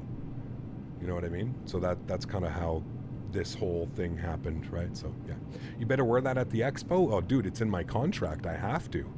It's legitimately in my contract, Luke's. Yes, I will be wearing this at the expo. And trust me, man, it never gets easier. It never gets easier. I don't wear this to the expo. I wear normal clothes to the expo, and then when I get to the expo, I put it on. But yeah, the second I walk out of the bathroom wearing this, everybody's, you know, high fives and, dude, that shirt's fucking awesome, man. It's like, yep. And the light in your eyes, I mean, it probably helps for the light in my eyes, right? But yeah. You also have a pair of sunglasses in your shirt pocket. Yeah, of course. You gotta be ready to go. You have to have your backups, right? Gotta have backups. As a pilot, you have to have backups. Now the entire closet only consists of these shirts. Yeah, like I said, I think I have 15 of these shirts now. I still have some brand new with tags on them. Brand new with tags in like the shipping wrapper that they come in. Yeah. You're like the flight sim version of Superman. Jesus, no. I was more so going like kind of like the Dr. Disrespect route. Like I love Dr. Disrespect, love watching his streams. Love him as a person, love him as a content creator. I think he's one of the best content creators, in my opinion, out there. So, like, I think about it like that, right? You know, like how he dresses up and he becomes like this alter persona kind of type thing. Thing is I don't really do that. I'm still myself when I'm doing this. So, yeah. Do you still sell those shirts? I do sell these. They're not the exact same RyDog. I do have my own version of these shirts. The only difference is I can't get the epaulets on it because the printing presses that they use, whatever, they don't have the epaulets. So I always tell people, if you want to order a proper shirt, get this one by Luso Aviation. It's Luso, Luso Aviation. I've actually been put in contact with Luso Aviation, and I can basically get this shirt like lifetime for free. They've basically said, we were actually talking in the middle of COVID, they were actually talking about running some specific Captain Canada shirts, like the actual company that makes these shirts. They wanted to do like a Captain Canada run of these shirts. So maybe we should email him and see if he's still interested in doing something like that. Need a Captain Canada bobblehead? Dude, they're so expensive to make. I'd love to do that, but like it's $100+ for one bobblehead. Maybe the only reason why the company who makes those shirts still exists? Maybe. Who knows, man? Yeah, who knows, dude? Who knows? Captain, is a Sobo Faro is good. It's decent. I mean, I don't really fly into Faro all that much, so for me, it's perfectly fine. I have no issues with it. No issues. All right, we're cruising up here, Mach 8.2. What I'm going to do is I'm going to come down back here to our NITREF. I'm going to change our cost index to 55. I'm going to see how much that bumps up the number. It didn't bump it up at all. What if I put in 75? Is it going to be like the fly-by-wire where that number just does not change? Okay, we're going to bump this back to 35. And I guess we're just going to be cruising at Mach 0.82, chat. We'll just keep it at 8.2. No rush. No reason to rush anyways. We've got a great flight. Where is Tenerife? Good question. Faro is really nice free scenery from Spain World Update. Yes, that's the one I'm using. Yeah. Did my first Fat Sim flight in the approach, had to disconnect. Hopefully can try again tomorrow. There you go, man. That's the spirit, dude. Also has an airplane bathroom in his house. Dude, I wish. I wish, man. I wish, dude. Can you find a Moscow on the Aeroflot A320? Maybe someday. Right now, I still a little bit politically, yeah. Colby, thanks so much, my man. Appreciate you, dude, coming in with the 10 months of support. Appreciate your service, Cap. Been watching for 3 years. Colby, thank you for your support, man. I appreciate you, dude. Thank you very, very much. You were here 3 years ago, man. It's pretty crazy to think how much the channel has changed in 3 years, if I'm being honest with you. So, thank you, man. Captain Canada is your alter ego? Not, I guess I didn't choose the right words. Not alter ego, but you know what I mean, right? I think Captain Canada as a person is much more interesting than Kyle, myself, as a person, right? At least like with the Captain Canada, I get to like, you know, be somewhat a little flashy with the shirt and kind of, you know, wear the sunglasses and be kind of this inconspicuous character, if you will. But yeah. Please do an external view. Oh, I already got you, man. I already got you, dude. We are on it. We are on it. Are you using the free fare from the World Update? Yes, I am, Captain Dom. Yep. Yep. The free World Update. Using FT-Sim sounds for the 737, and it's so much better than the default PMDG sounds. Damn, really? Because I actually really like the default PMDG sounds, man. Yeah, I really do. Can you do a flyby? Can't really do those in Microsoft, man. I mean, you can, but it's way too much work. Not worth it. Are you on the latest update? I am, Mats. Yeah, I keep it updated. Once you're in the beta, it usually updates, right? So, yeah. Have other YouTubers tried to pull off the shirt? Mark, thanks for the 9 months, man. Appreciate you, dude. I don't think so. I'd like to think maybe we inspired some people. Like, I've seen other people now, Mark, that, like, will dress up as a pilot and stuff like that. Yes, I have seen other that, but that could just... I can't take credit for that, right? As much as, sure, we want to pump up my ego, I don't think we can really take, you know, I don't think that that's... Maybe it has something to do with me, maybe not, I don't know, but yeah, who knows, man. Davis celebrating 42 months. Appreciate you, my friend. This is almost have the accredited 4-year degree. My man, huge enough floaties to you. Thank you for the continued support. Really do appreciate you, man. Thank you, dude. Cap, the default sounds are really good, but the FT-Sim sounds are more realistic. Hard to explain, you just gotta try it. Okay. Maybe I'll have to try them then, dude. My only thing is, Ben, every time like PMDG gets an update, you have to reinstall the sound pack. That's why I hated, like when airplanes are constantly getting updated and installed and stuff like that, it can always be a little bit of a pain in the ass. But if I don't have to replace the sound pack every time the aircraft gets updated, that could be onto something there. You need a Captain Canada livery? Honestly, no, I'm not interested, man. I much prefer flying real world airlines. I'm not here to, you know, hey, look at me, I fly Captain Canada, I have my own airline. I'm not really into that, man. Nope, I actually find it's kind of tacky. This is just my opinion. I don't, if you're a content creator out there and you have your own livery and you want to fly your own livery, I don't think there's anything wrong with that. I personally, I'm not a fan of that. I'd much rather fly real world airlines. Much more. Kind of agree, kind of disagree on the FT-Sim sound pack. Cockpit sounds for the switches and bus transfers are much better, but engine sounds are miles better on the default PMDG. Interesting. What to do with your next level racing Boeing seat? What do you mean, Matt? What did I do? Well, right now it's sitting in my spare bedroom in half, taken apart in half. I just don't have the room for it, man, with my current setup. Like, I switch between Boeing and Airbus and all the time, and having to pull everything off, and it's a pain in the ass, man. So I keep it for special occasions. If I know that I'm going to be flying with my yoke for like a couple weeks, you know what I mean? We'll keep it there doing that, but yeah. Who's a creator? That's Flight Deck to Sim, and you know, like those guys, real world pilots, V1, Flight Deck to Sim, those guys, like I can understand them like having a virtual airline. One, because they have a little bit, you know, they have a huge following, right? The real pilots, like people are all about that, man. You know, being able to pick their brain and the knowledge that these guys bring to the simulator, it's incredible, right? And I can understand that because, you know, they don't want to have to fly their carrier or something like that, or they don't want to let people know what carrier they are, etc., you know, so. I took two Tylenol, regular strength, before the stream. Hasn't really kicked in yet, but yeah. Cap, not to be cliche, but Cap, you inspired me and you have a massive respect for your grind. I'll be a member as long as you have content. Atto, thanks, man. I appreciate you, dude. Thank you. Will you buy the mini cockpit Airbus FMC? They're not doing an FMC, Diego. I think they're doing the MCP, right? The panel, yes. Yeah. Has anyone's A310s instruments been off when they spawn on the runway? You probably just have to go to the EFB and set it to takeoff. Colby. Yeah. What's the best entry wheel for truck sim? I mean, I'm sponsored by Thrustmaster, so I'm going to give you a Thrustmaster brand. I'm not quite sure which one would be better, but medicine help the neck. Oh, we're definitely going to be doing a stretch, Rob. Yeah, we'll do a stretch once we get there. A good chiropractic crack for that neck. Oh man, like here's level. I'm not even kidding. That's as far as I can turn my head, and I'm in pain right now. I can do this side, you know, all the way over, but to the left. Oh my God, the amount of pain is just incredible. Yeah, I don't know, man. I don't know what the hell I did, but hopefully it's not too bad, man. Ibuprofen on your neck, it's an anti-inflammatory. That'd be good. I took an incredibly hot shower this morning. I basically just stood there, let the hot water. That helped for sure. Did you sleep? Yeah, that's what I think it was. I slept in a weird position. Yeah. Missed the first part. What happened to your neck? Sleep funny? Yeah, I think so, Jarvis. Yeah. We ever play Battlefield 2042 on stream again? Probably not. Maybe. I don't know. I've been playing that game a little bit the last couple of days because the new season came out, and it's crashed my PC both days that I've played it. I don't know, man.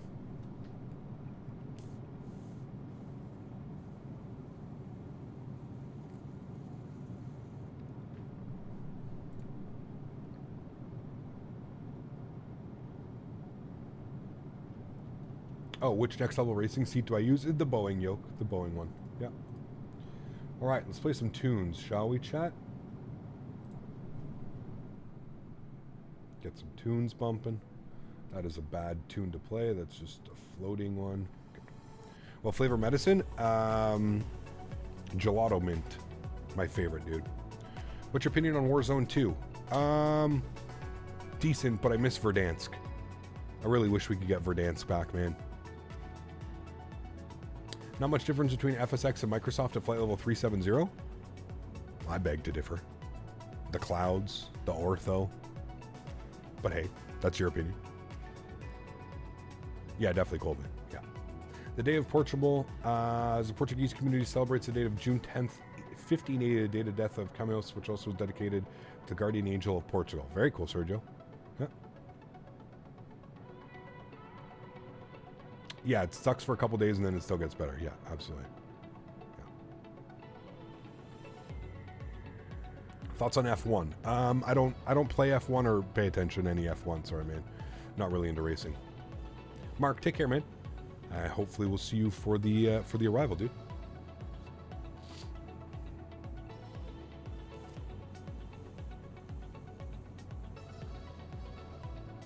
Try to find Ronaldo in Portugal. We'll find him tomorrow. We're flying to his airport. Didn't he get isn't Madeira Airport named after Ronaldo, or is it a different Ronaldo? I thought the airport was called Ronaldo or something like that. Cap, great news. I just got accepted to United Airlines Aviate program. They handed me a job offer today in Denver with their beautiful facility. Hey, Zach, congratulations, my man. Guys, can we get some no floaties in chat for Zach? Incredible news, man. Wish you all the best with your endeavors, Zach. Just remember, when you become a captain, you got to invite me up into the flight deck, okay? You just got to remember that. When you become a captain and you have some pull at that, you're ready to go, man. Hey, Cam, what replay mod do I use? Just the default one, Dexter. Default. Funchal Airport is Cristiano Ronaldo Airport, so it is after him. Gotcha. Okay. Madeira Airport is named after Cristiano Ronaldo. I was holding out for, I heard my name. Wrong Zach. I'm talking to Zach Crawford. Flights and Mike, what's up, man? Good to see you, dude. Happy morning. Good morning to you, sir. Happy morning. Is that even a thing?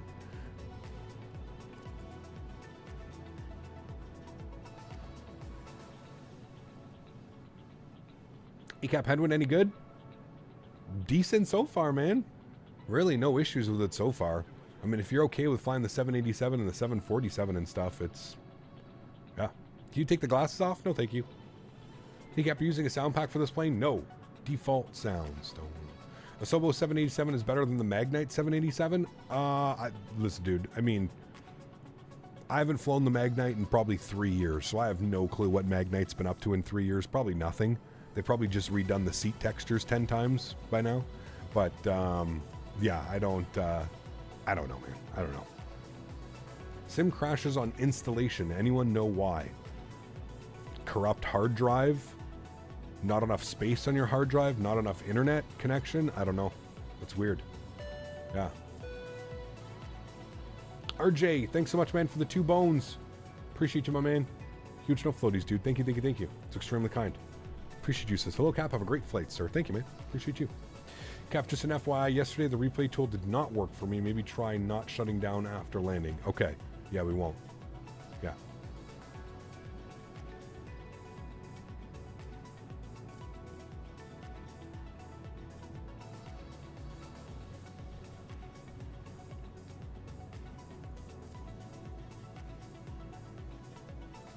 We're getting close to the MD-11 release. Wasn't it coming out in fall?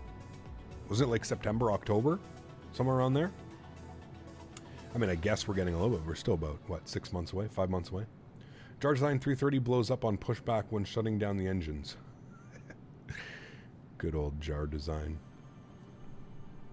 The good old Jar Design. Oh, man.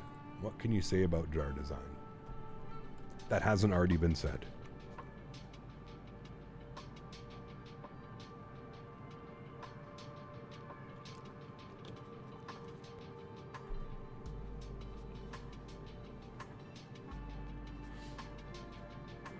We've been thinking about the Phoenix V2. I have a feeling we'll release before July. I have no clue. I don't like to put, you know, like I said, man, I don't like to give dates and stuff like that because I really don't know. Obviously, I'd like to have it sooner than later, but, you know, I think we know that these guys are hard at work and there's really not much we can do, you know. We're just patiently waiting. Cap, have you seen the new Vertical Sim Daytona? Vertical Sim Daytona? I don't think it was Vertical Sim. Vertical Sim did Ontario. I don't think Vertical Sim did Daytona. I could be wrong, but... Is this a standard release or the alpha? This is the alpha with VNAV support. Yeah. Look straight below me? Why? Oh, hello. Yeah, if you're in a 737, we'll definitely end up passing you at some point.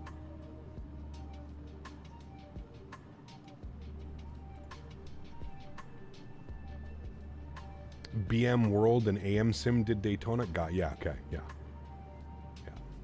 Why does no one talk about the Sky Sim MD-11? Because we're all waiting for the TFDI MD-11. Yeah. What is the purpose of VNAV and LNAV? So VNAV stands for, I think it's vertical navigation, right? Vertical navigation, so up and down. So if you have a waypoint, you know, usually on your arrival, you'll have a waypoint that'll, you know, you'll have a restriction, 17,000 feet, 8,000 feet, whatever, you know what I mean? So it'll pitch the airplane. It'll calculate when top of descent, best descent speed and altitude and stuff. And then LNAV is for lateral navigation, so you're left and right. That's what it is. Do you like the candy bar livery? It's not bad, Diego. It's kind of growing on me, to be honest with you. It's not the worst livery I've seen. It's not the best. But it's pretty good. Is there a way to have independent McDo's in this beast? Mateo, I'm not sure. I don't know if there is. Maybe that's something that they plan on adding, but yeah. Cap, will you fly the Just Flight Fokker 70 coming this month? We'll see, Carlos. I have zero experience with it, but I think it'd be kind of cool to do some retro. Who used to fly the Fokker? Like, I know KLM used to fly the Fokker. Who else in Europe? Was there a bunch of people that used to fly it? We could do some retro ops and stuff like that, but yeah. Like the white and brown one. Green's my favorite color, so that's why I went with the green one, but there are a couple ones.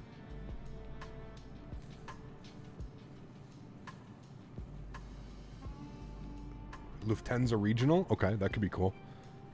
Austrian, yep. Austrian did, you're right. That could be fun as well. Take that bad boy into Innsbruck. Ooh. We should take in the 330 into Innsbruck, chat, for a good meme. KLM City Hopper, yeah. KLM did for sure, yeah.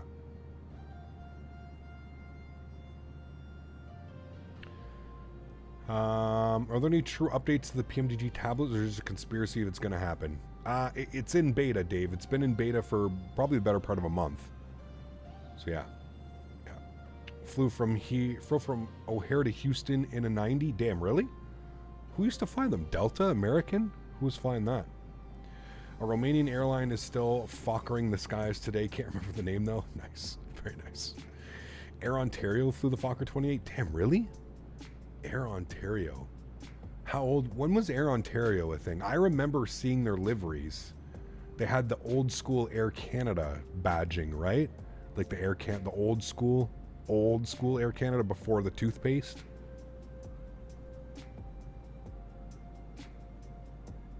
Carpat Air, the Romanian airline. Okay. Carpat Air. Huh. Pretty cool. Small airliner called Air Anglia from England.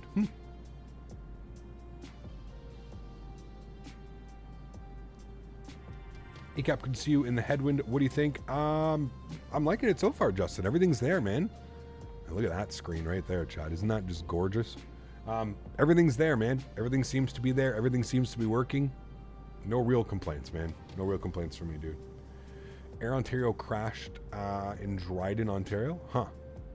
I just know about the accident in 1989. How many people... Anybody die on that one? I don't remember any of that. 1989. I was a year old. Those clouds do not look friendly. No, that does not look like a friendly cell right there, right in the middle. US Air and Piedmont also had them. High altitude clouds are killing the FPS. Yeah, Diego, what I try and do when you get the high altitude clouds is just look down at the FMC or something.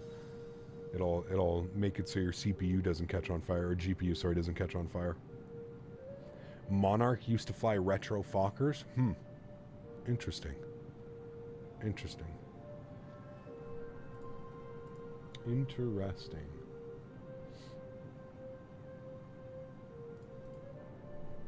How do you get the weather radar to work in the PMDG 737? It does not, unfortunately, California. It does not work, my friend. They didn't de-ice. What kind of... Were they in a Fokker? Is that what we're talking about, Fokkers? Were they in a Fokker, or was it in a different plane?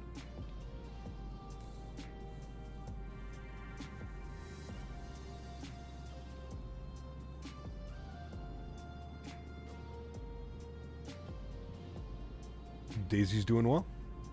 She was just here a second ago. I can't turn my head all that much. She was just here a second ago. It was a Fokker. Okay, interesting. Very interesting. Meet the Fokkers. I love those movies, dude. Love those movies. All right, where are we on the map? There we are, chat. Interesting that they're sending us this routing. Pretty cool, though. And again, tomorrow we're going from Lisbon to Funchal.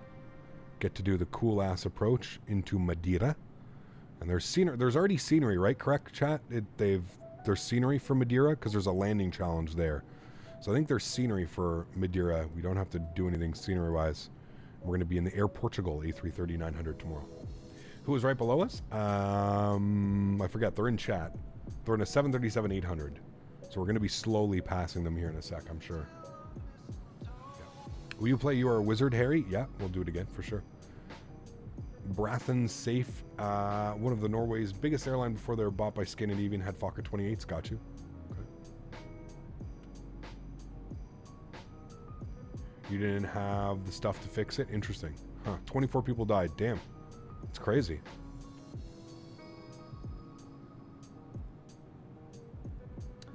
I'm 35. I am 34. Yeah, I'm 34. Yeah, close to 35, but 34. Yeah. You're 30 and you still look like a kid. You know what's funny? Most people, when I see them, there's the airplane right there beneath us. Most people, when they try and guess my age, they pin me into like the later 20s. A lot of people say I'm 28, 29. So to be 34 and people are guessing that I'm 28, 27, 28, you know, it's good. Which scenery do I have for Faro? The default. Melee. Default handcrafted. How long did it take you to learn VATSIM? Like from learning to fly to follow charts to where you are now? Quite a while. Quite a while. Tisserman. I remember the first flight that I did, I had no clue what was going on. I logged in Toronto. I wanted to do Toronto to Ottawa. I was in a Freeware Dash 8 on FSX. Can't even make this up, man. Freeware Dash 8 on FSX. And I called Toronto. I filed a direct flight plan. Not a single waypoint. I called up Toronto Center, and Toronto Center was extremely kind.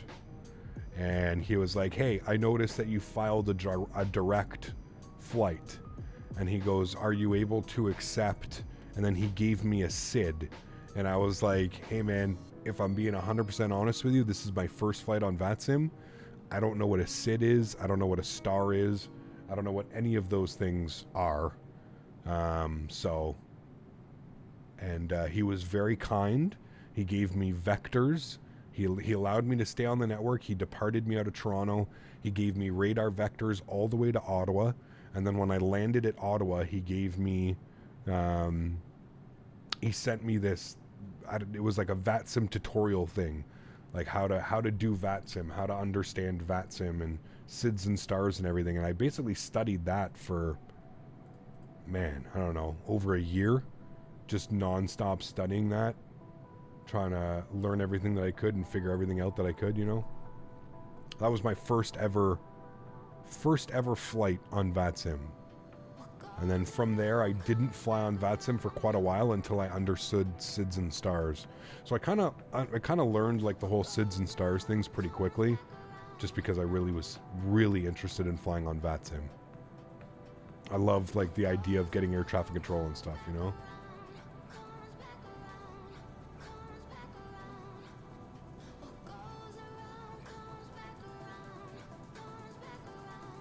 Ah, you're good, Robin.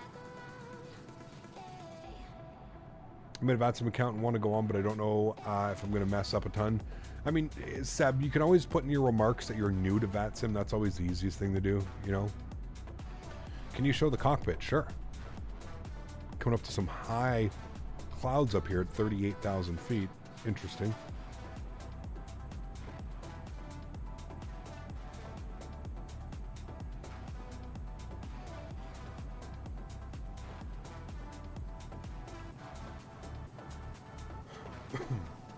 Cap, thoughts on the plane? I enjoy it. I enjoy it. We're going to be flying it for the rest of the week. So we're going to be flying it today, obviously, tomorrow, and Monday. So probably by the end of Monday, I'll be able to give you a better estimate of what I think of it. But so far, so good, man. Yeah. Air Ontario now rebranded as Air Canada Jazz for the F-28 with a crash into Dryden, Ontario, as they hadn't decided. 25 people died on board. My dad was on the C-172 that landed before it departed. Damn, that's crazy, man. Why is there always high-level clouds? I don't know. It's weird that there's like just these little patches of it. And I guarantee you my GPU is getting cooked. It's not too bad actually today. Headwind or a Sobo 7.4? Oof. Honestly, I'm probably going to say the Headwind simply because it has fly-by-wire integration. And in my opinion, the fly-by-wire right now in its current state is a little bit better than like the LNAV, VNAV of the default 7.4 and 787. I don't think that's bad in any way, but I think fly-by-wire is slightly ahead in my opinion. Captain in a wide body. Oh baby. I don't think the cabin's modeled. No, I think they just did this like the galley, but the cabin's not modeled. They do have nice little window set up so you can have little window views and stuff, but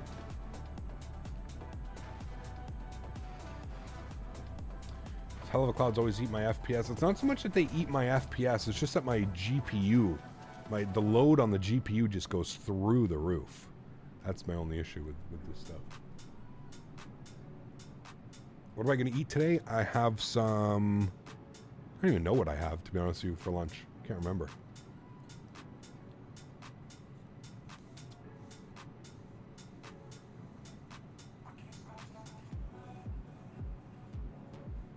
I think there's a mod that you can add that adds all the windows but not a full cabin. Huh. Interesting. How's the plane so far? So far, so good, man. So far, so good. No real issues, man. Top of descents in 659 miles, chat. We're cruising. When is Flight Sim Expo? It is June 23rd to the 25th. Friday, Saturday, Sunday.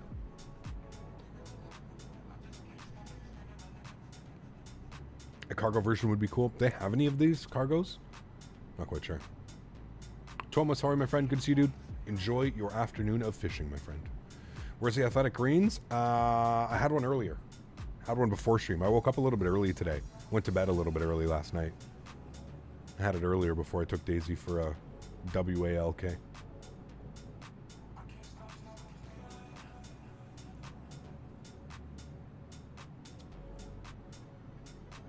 Running exams on the 19th for the whole week, so at least I can somewhat meet it. There you go. Yeah, I'm excited to go live from the event. It's always kind of cool to, you know, for me as a content creator, it's really cool for other people to be able to come and sit in like front of the camera and like see chat rolling by, and like for me that's always kind of fun. You know, I kind of always enjoy that, and seeing everybody's reaction and see how nervous people get. It makes me laugh, right? Because I totally remember the days of, you know, I remember when like I cracked 50 viewers, and I remember when there was like 50 people watching my landings, and I thought like, holy shit, it's never going to get any bigger than this. You know what I mean? Then I remember when like 100 people were watching me land, and I used to get so nervous. Up until like even like not even that long ago, man, I used to get so nervous that like maybe like a year or two ago, I kind of just like something in my brain went. It was like, why are you nervous? Like, it's a video on the internet. Like, if people don't like you, then they can just click off and go to another channel or go watch somebody else, right? And I think that's really kind of just like changed my whole aspect of like flight sim and how I do my streams and stuff like that. But I used to remember, man, I used to get so nervous. Heart would be beating out of my chest, and probably because I was so stoned all the time too, and smoking cigarettes and drinking Red Bull. Maybe I wasn't even nervous. Maybe it was just all three of those things combined. My poor heart. How's the CRJ? I'm debating on the purchasing it. It's good, John. It's good. If you, like I said, man, if you're really interested in the CRJ, you're gonna like it, right? So, I think it's done well, in my opinion. Like the EFB and stuff that comes with it, extremely well done. So, yeah. I've just joined. Is it good to fly? It is. It sounds great. Good to see you, man. Yeah, I've been enjoying it, man. I've been enjoying it. Like I said, this is really only my first day. Kind of streaming with it. So maybe if you want like my full opinion, maybe wait until Monday afternoon. We'll have flown it for a couple times. So you're still struggling with the displays in the CRJ? Yeah, Mats. I mean, they are small. They are so small, man. I do agree with you 100%. Yeah. Nothing might be as bad as my crash while being in the landing challenge. Ah, you're good, Reg. You're good, my man. Healthiest streamer. Hey, we are now. That's all that matters. We don't smoke cigarettes anymore. We definitely don't drink energy drinks. All I drink is water. Water and athletic greens. And shit, dude, I've lost like 36 pounds on this diet. It's pretty crazy, man. It's pretty crazy. I'm so used to it now that like I don't even really notice it anymore. Like I've like completely changed my whole, like where I used to sit here and like just be hungry all the time and want to munch out, and it's completely changed, man. So it's cool. I want to really like, I'd love to push for like 50, 60 pounds lost. I'd love to get back to like the weight that I was like when I was like in high school and out of high school. You know what I mean? If I could get myself down to like 220, 210, kind of like where I was, it'd be crazy, man. Yeah. Is a return leg? No. No return leg today. Tomorrow we're doing 2 sectors. So tomorrow we're going from Lisbon to Madeira back to Lisbon. So that's going to be a 2-sector day tomorrow. It's going to be a long day. And then on Monday, we're going to go Singapore to Manila. Yeah. How'd you quit cigarettes? I don't smoke myself, but I was interested in hearing people's stories. So Dan, I went on a vaporizer. So I basically quit. And then I went to smoking a vape, nicotine vape. And I smoked my nicotine vape for probably too long. But that really, really helped and kept me off of cigarettes. In which aircraft tomorrow? This one, Eric. We're going to be in this one for the rest of the week. We're going to be in the A330 Headwind. How come you're not doing cross the ditch? Did you see the time? OG, did you see the time that's happening? It's like 3 a.m. for me. Think about remember that there's things as time differences, right? Why do you vape? Isn't vaping worse than cigs? No, you can't really. I mean, nothing is going to be healthy if you're smoking. You're putting smoke into your lungs. Obviously, nothing's going to be healthy.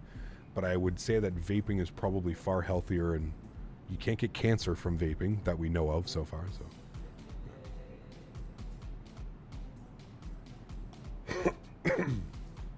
1900 Zulu. What do you mean? Dude, it's not like some it's in Australia and New Zealand.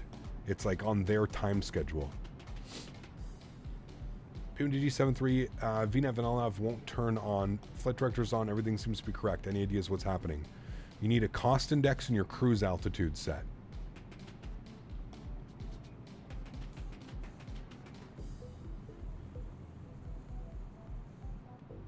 Yeah, Sklit, I'm ready, man. Cap, what's your current Mach number? I feel like I'm flying away from your aircraft. 82. 82. Mach 82. I also quit smoking cigarettes 6 months ago. Now I'm vaping. 0.8 nicotine only. Way better than 2 packs of Marlboro Reds a day. 100%, man. Yeah, I mean, like I said, nothing is healthy. You're smoking something. It's probably not healthy, but... Yeah. I was out skating and fell over and chipped my tooth. That's why I'm late. Oh, nice. Did you happen to break an arm while you also did that, Sean? I mean, sorry, Flight Simmer 1001. Not Sean. Or Tim. Definitely the same person. What is your favorite aircraft of all time? I don't know if I have one. Maybe the Dash 8, just because I kind of always grew up like flying. The Dash 8's a weird airplane, man. It's like the backbone of like Canadian aviation, to be honest with you, man. I used to fly on the Q400 so much, man. Yeah. Does this plane have a cabin? It does not, Mohammed. No. Cat Miso Creams, thanks for support, man. Appreciate you, dude. Huge no floaties. Thank you very much for support, man. I appreciate you. That is extremely kind. Thank you, my friend. 14 months. Good to see you, dude. Saw this lady that looked like a granny from Looney Tunes drove past me with a cigarette larger than her head. Jesus. Could you imagine? The Saab 340. What about the Saab 340? Yes, I would agree with you, Mofjet. It's the chemicals, it's the formaldehyde and everything else that they have in it, dude. Cigarettes are not good. Not good. Does there also Aerosoft have plans on adding the G engines to the upcoming 330? I am not sure, Ben. That's something you'd probably have to go check out over on the Aerosoft forums. Really don't know. The backbone of Moose Air. Had to spell walk backwards because my dog knows the spelling. Jesus. You always have to. My Daisy won't do it unless I get to it. Yeah. I mean, the idea is tank them, like we just mentioned, man. You're getting away from putting 2,000 chemicals into your body to 4 chemicals in your body. And obviously, like I said, the nicotine, the vaping is more of a crutch, right? So the vaping gets you off smoking cigarettes, and then you need to remove the vaping altogether. So I'm not like, I agree with you. Yeah, you probably shouldn't. If you're going to quit cigarettes, there's not much point in quitting cigarettes to stay vaping, right? Like I would agree with you on that one. That's probably not good. But more so what you're supposed to do is you're supposed to use it as a crutch, essentially, right? So you quit the cigarettes, you get onto the vape, and then you go from there. Favorite plane is the 777. There you go. Very cool. Ever plan to live outside of Canada? I mean, that you have the farm, etc. But if not, outside of Canada, not really. I never really looked at that. I love Canada. All my family and friends and stuff are here, so I thought about moving the province I lived in. Yes, I've thought about that numerous times. But yeah, like I said, with the fiance now and the farm and everything, obviously that's not happening. So maybe when we sell, we'll see.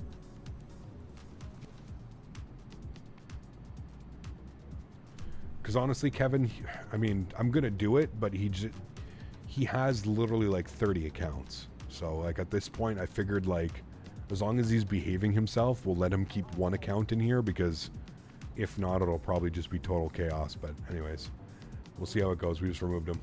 Afternoon Cap, been watching for a few months now. It's first time tuning into the stream. Zaid, thank you for your support, my friend. Appreciate you, dude. That is a great profile picture of beautiful Air Canada. Your plan is to move out of Toronto. Toronto's so expensive, man. Yeah. Is the cockpit model accurate to the real one? I have no clue. I've never sat in the real A330neo. I wouldn't be the correct person to ask. I don't know if it's 100% accurate. I think it's close enough, but yeah.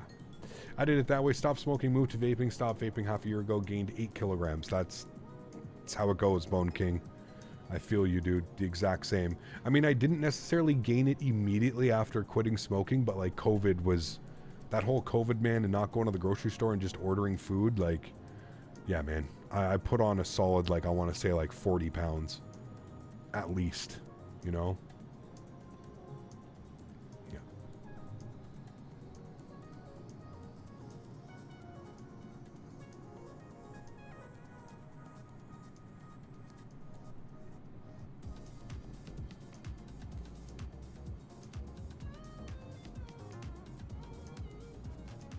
It's not accurate to the real one. They're completely reworking it and making it accurate.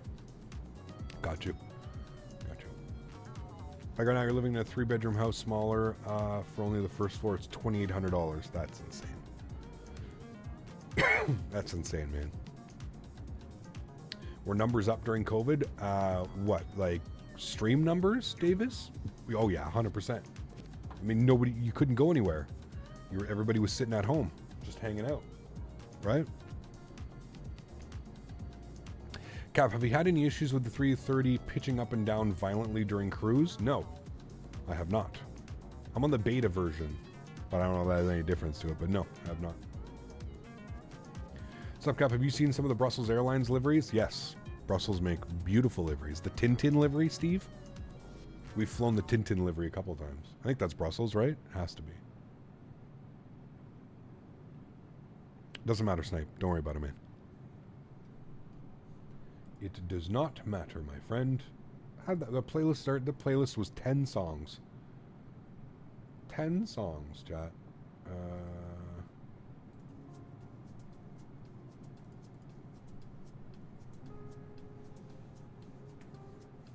An Aero Smurf. That's a good one. Yeah.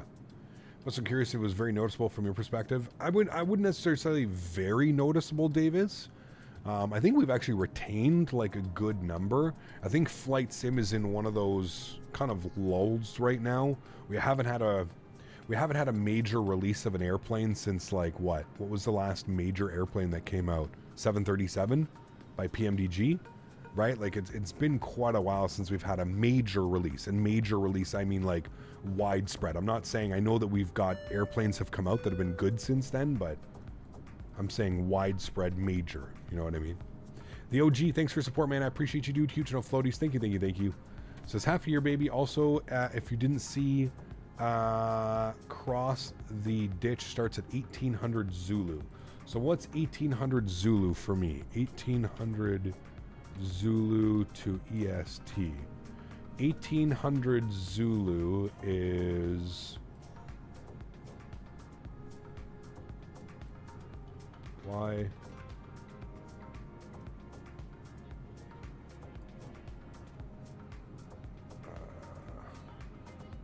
How do I...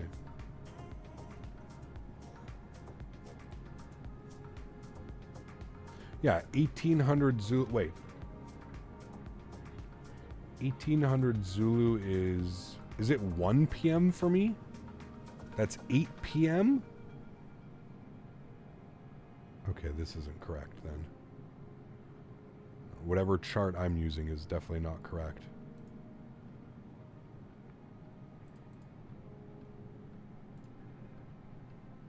$1800 Zulu is 15, so it would be 2 p.m. Okay. And that's when? Cross the ditch. That's today or tomorrow?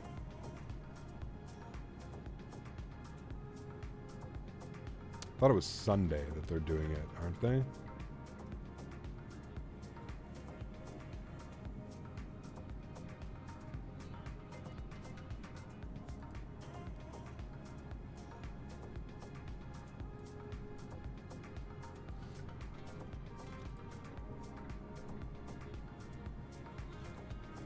Is it open for like a crazy amount of time or something? Is that why?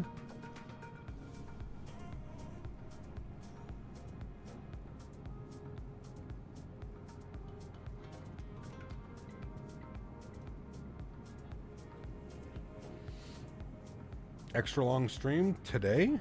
No, I can't today. I'm going out to the farm after stream. Having a barbecue. And what is cross the ditch? I think it's from Sydney to New Zealand, isn't it? Yeah. Why didn't Air Canada order any 330-900s? I think because they have the 787s, right? Am I right?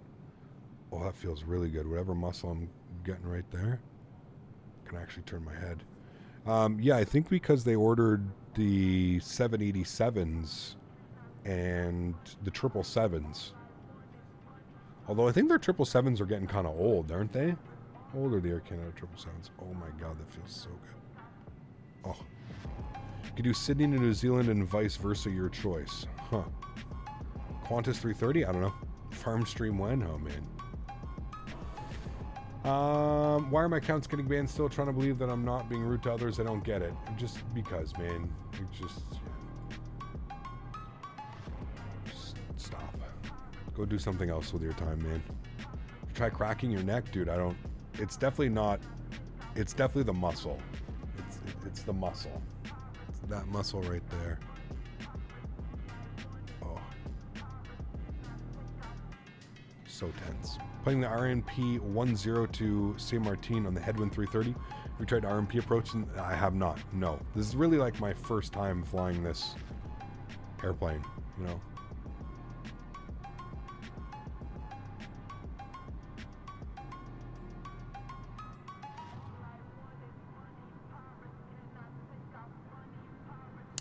Do you have a window open in the same location if you have multiple monitors? I hate that I have to click and drag every time.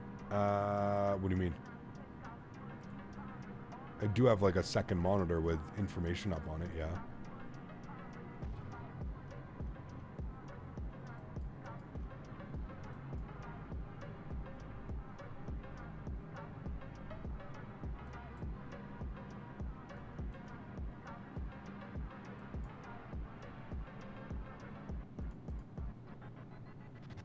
The event is like 20 hours? Wow. Yes, that's Pilot Tim.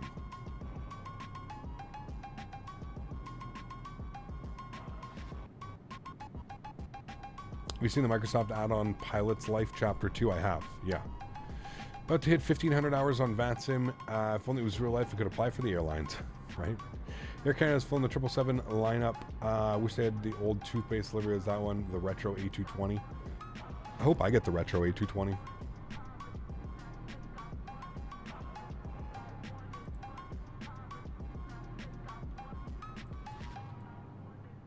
There we go. Where is this again? What is this part of the... I always forget this body of water. It's obviously the Atlantic, but there's a specific name for where we're flying over. I've used this plane a few times, and I can't seem to find any LNAV or VNAV. Does it have it? Make sure you're on the beta version, Adam, not the stable version. The Bay of Biscay. No Name Bay. I like that one. No Name Bay. Oh, chat, I'm sore. Oh, neck hurts, man. Yeah, if you're not getting VNAV and LNAV, that's because you probably don't have the correct version.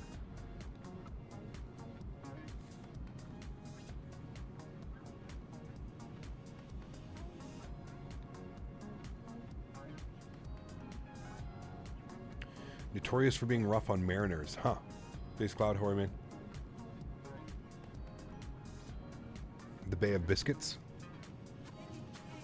Is there biscuits in this bay? What version of this aircraft do you have? 05 Alpha.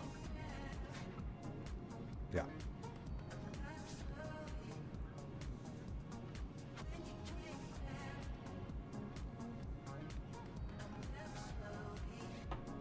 Tonight is the SoCal VATSIM event. What could go wrong? Oof. Who knows, man? Who knows? LPFR is where we're going.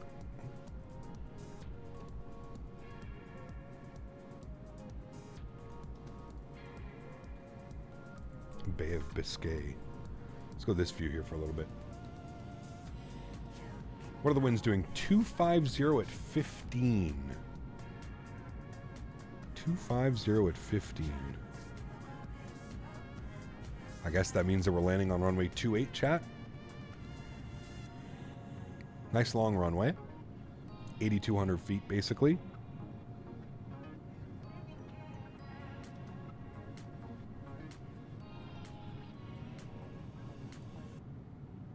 On ILS Zulu. ILS Yankee. ILS Zulu 28. That's what we got planned. Looks like it's taking us into Gebty. Is Gebty on here? There's Gebty at 3,000 and then inbound. Cool. Sweet. What I find funny is that Pilot Tim's new accounts sometimes are even members. Yeah, because he gets gifted memberships because he chats so much, right?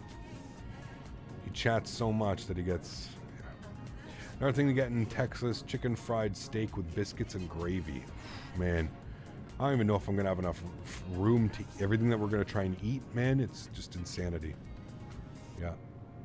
What are your thoughts on Swoop being bought by WestJet? Sorry if it's already been discussed. We don't really talk about real world stuff, to be honest with you, Zaid. I don't really follow all that much with the real world. I honestly thought Swoop was already a subsidiary of WestJet. I could be wrong. I always thought they were a subsidiary. I didn't think they were on their own. I don't know. Yeah. Farm barbecue stream coming up.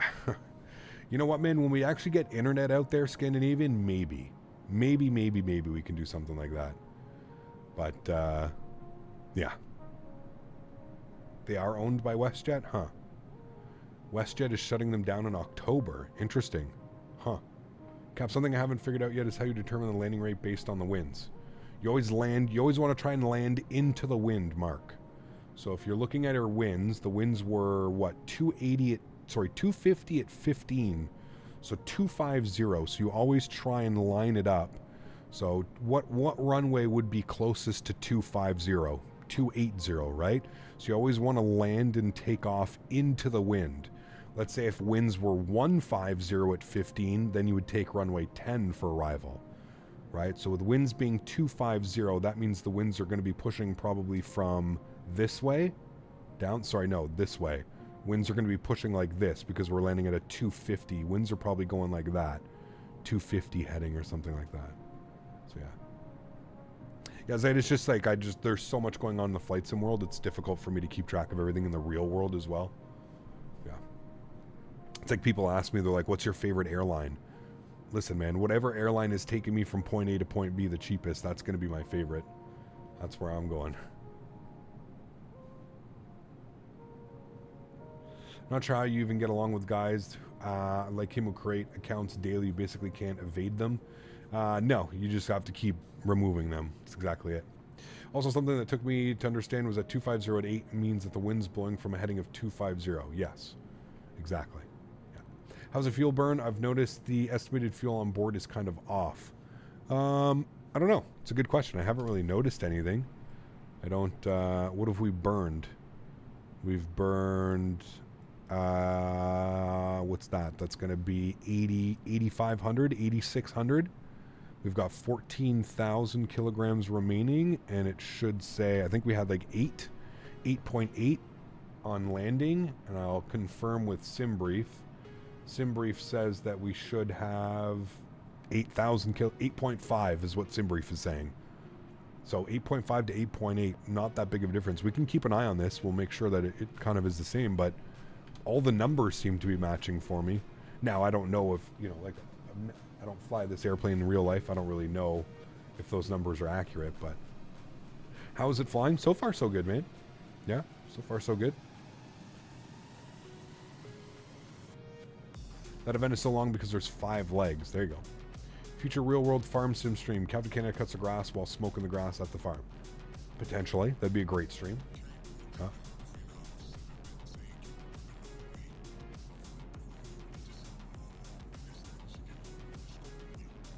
College Dude, what's up, man? Good to see you.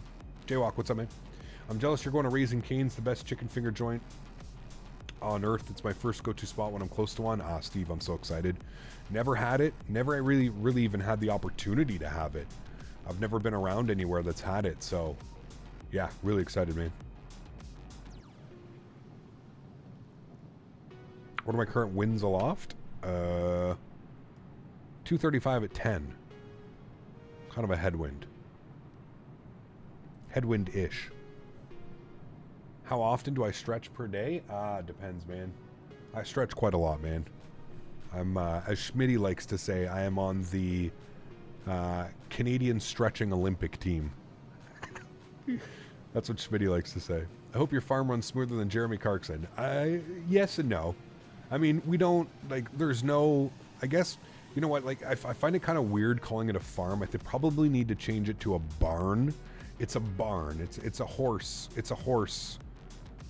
Right? We board horses, so there's horses there out running in fields, and we have 34 acres, 36 acres, something like that, 34 and a half acres or something. So I'm not growing crops or anything like that. So I totally understand that people, whenever I say farm, people are always like, what do you mean farm? So I probably should say barn.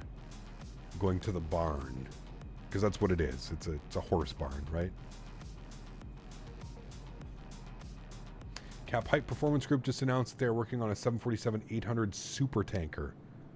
Geez, interesting. Okay, cool. Extremely niche, Ben, but kind of cool. Yeah. Wish they'd bring canes to Canada like they did with Chick-fil-A. Been waiting to try for a long time. Man, Chick-fil-A needs to expand. Chick-fil-A needs to stop just serving Toronto and start like expanding to the rest of Canada.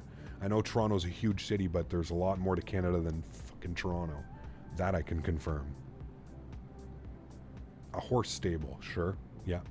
Headwind's making an A330-800 and a 300. Yes. Yeah. It's man Toronto. I haven't tried it in Toronto. Yeah. Maybe they're doing a super tanker for the wildfires. Man, I think all the wildfires are out now, but Dave's Hot Chicken in CA. Dave's Hot Chicken. Man, tell you what, dude. Hot chicken sandwich. There's something about the spicy chicken on a buttery bun with sweet pickles. There's something about that, man. I don't care.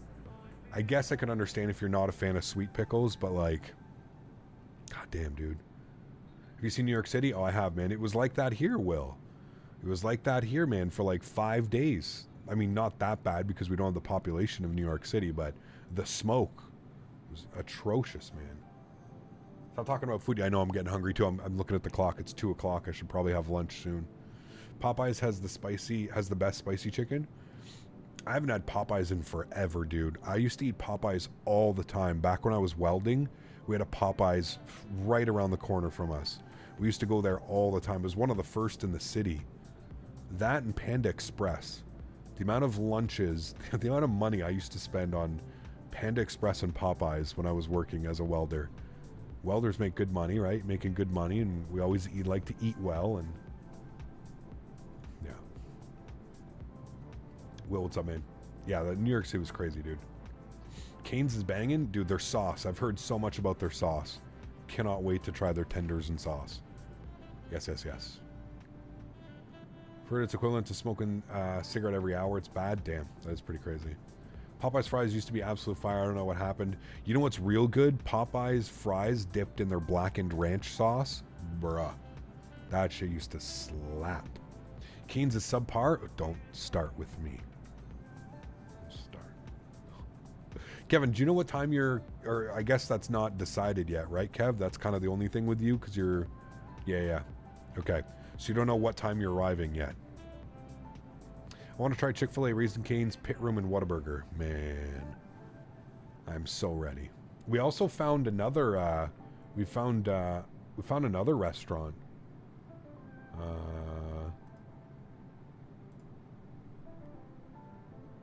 Where is it? Right here.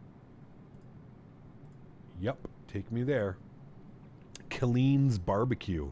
Anybody from Houston? We have any Houstonites? Houstonites in chat right now. Killeen's Barbecue. 5,000 reviews. 4.8 stars or something. What was it? 4.3 stars? 4.8 stars? It was... What was it? 4.5 on almost 5,000 reviews. Killeen's Barbecue, Houston. Killeen's Barbecue. And it's like right around the corner from, chat. Oh, fuck. Everybody breathe. Everybody take this in. Everybody take this in.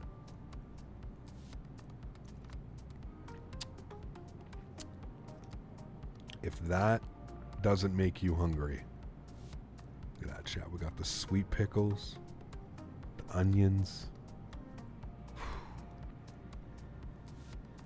Man, look at that. Oh.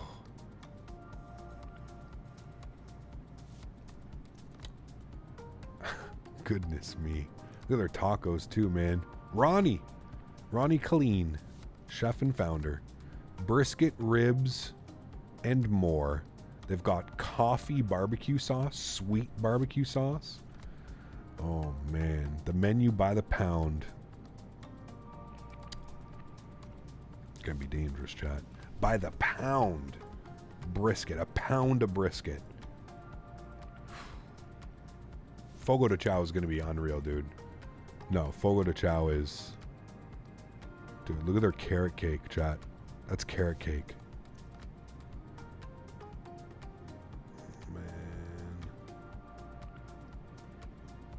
Man. That, like, I'd be good with that right there. Yeah, give me that right there. Oh, man. Need that, dude. Need that. I'd be good with that. Give me a slice of turkey, slice of brisket, one rib, some beans, some mac and cheese, some pickled onions.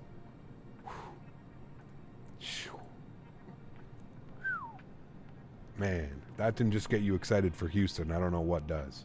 Do I like shawarma? I love shawarma, dude. I love shawarma, but shawarma is like one of those things, man, where I kind of like, I don't have it. I go like once every like 6 months. You know what I mean? Yeah, I go like every 6 months to a shawarma. Just one, super fattening. I love how like they call shawarma like health food. Everything's just fucking deep fried potatoes. I guess if you're just having a sandwich, it probably would be okay. No garlic sauce. But like, yeah, the garlic sauce is literally just like whipped oil. The potatoes are just dredged in oil and garlic sauce on top and shit. I love shawarma, dude. Love it. But not the healthiest for you. Sweet pickles over dill pickles? All day, Justin. All day, my man. Oh, dude, I was just talking about earlier. I said there's something about like having like a spicy meat or a meat with a spicy sauce with sweet pickles and something. Crack, dude. Crack. Captain, where can we get the best breakfast meal in Houston? That's debatable. I don't know, dude. Have you seen those breakfast tacos? Look at the breakfast tacos at some of those places, man. I mean, it really depends what you're looking for. Like, in my opinion, I'm super excited for Waffle House. I don't know about you guys, if you've ever been to Waffle House. I literally grew up going to Florida to visit my grandparents, my great-grandparents, and we used to go to Waffle House all the time, man. Waffle House is slaps. So if you just want like a nice, solid, you know, bacon and egg breakfast, but I don't know, dude. I may want to try some of those breakfast burritos and stuff. A food truck? Oh, definitely got to do a food truck. We've already been looking. Yeah, we've already been looking. Got to check out Latuka Barbecue next time you're in Montreal. He trained in Texas. Ooh, interesting, Wayward. Okay. There's so many to choose from. Yo, Sklet. We have a list of places that we want to try and that we want to go to, but man. Waffle House, the Breakfast Club? No, dude, wait, is that another restaurant? Is that what you're saying? Waffle House Friday morning? Maybe. Yeah, that's a good idea. I don't know if we had anything planned. That's probably the best idea, actually. I think we're doing the pit room on Thursday for dinner once we pick Mopar up. Flight details are in DM. Okay, cool. Okay, sweet. Not the worst. I think, pretty sure Dan's in, so you're not bad. Dan may have to wait a little bit, but we can probably grab all of us and get you.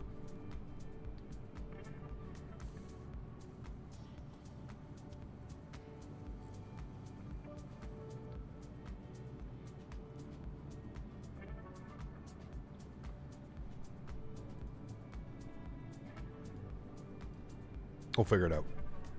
You got how often do I fix my nose going up and down after takeoff? How do you fix it? Just set down trim, Johans. Set like a down trim of like 5 or a down trim of, sorry, 0.5 or like 1 down trim. Breakfast Club's not far from the one of the banks I work out. Very cool. Taste of Texas is the best steaks. Dan found, I forget what the name is it. Dan found a really nice steakhouse. I forget the name of it.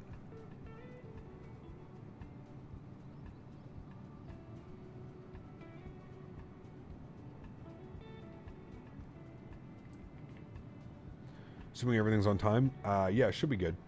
Should be good. We can always hang out in the area, right? Do some plane spotting and stuff. I'm always down for plane spotting. So even if we have to pick somebody up and we have to wait a half hour, an hour or something, so. Get some barbecue vape. Ugh. You pick your own steak at the Taste of Texas? Ooh, that's actually kind of cool. I like that idea.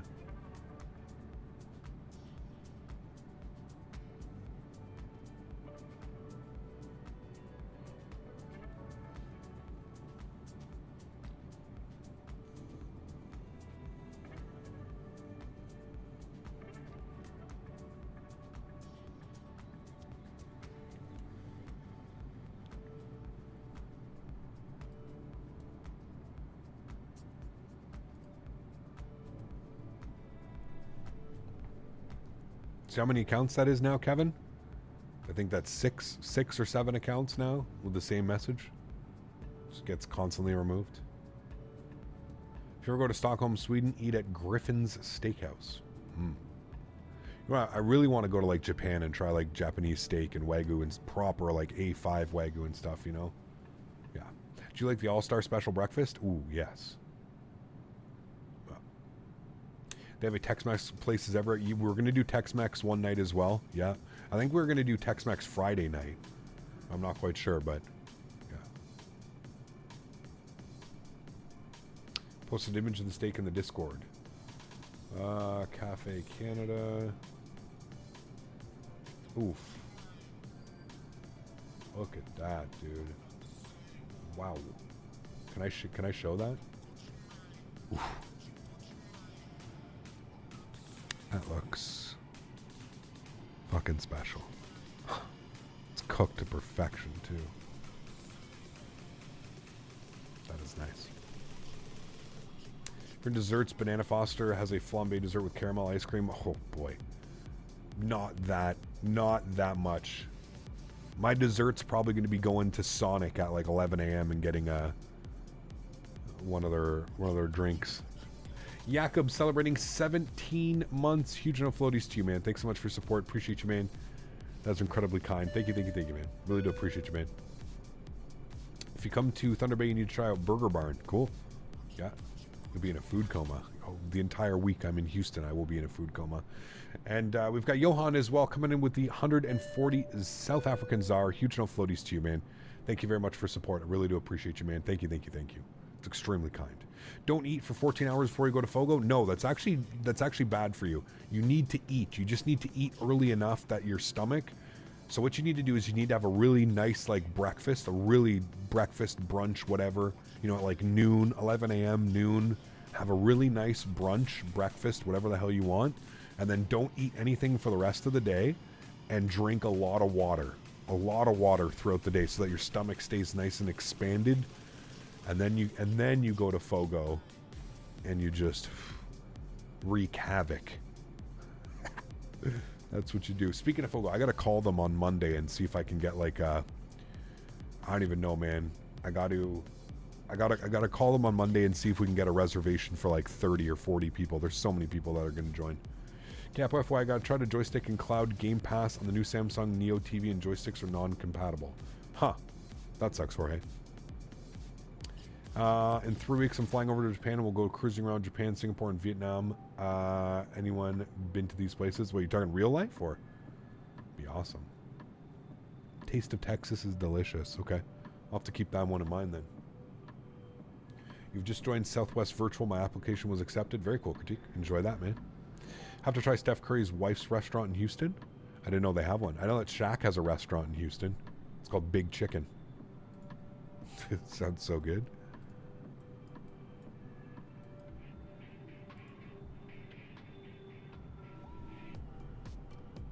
Reggie.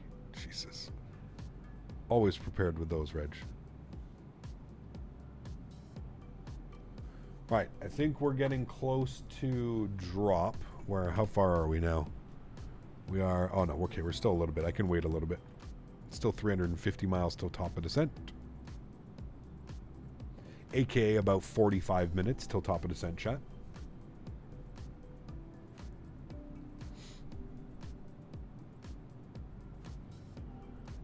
It's mate. What's up, mate? Good to see you, dude. I got some Pepto-Bismol, Reg. I'm bringing some Pepto down. I got Pepto and I got extra strength Tums.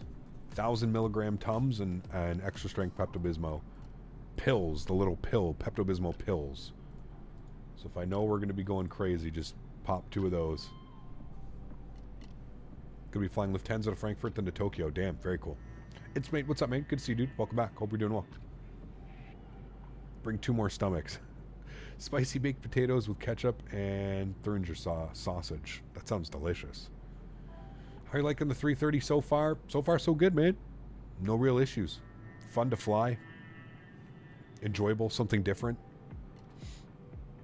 Now, would I be flying it if it didn't have the fly-by-wire integration? Probably not. I probably wouldn't be flying it if it didn't have VNAV and all those other things, but yeah. Do you like the Condor livery? It's growing on me. When they first released it, I remember being like, this looks like a candy cane. I can't jump on board with this, but kind of like the Flair Airlines in Canada, kind of like with their toothpaste green and white and black livery. It's growing on me, and so is this one. I actually don't mind it. I think, like, marketing wise, they did a good job because everybody was talking about it when they released the liveries, right? So. Nice, Wayward. It got flying JFK to Amsterdam, KLM 643. Departed recently, surprisingly, fully staffed ETC from Amsterdam to Atlantic. Very cool. Nice.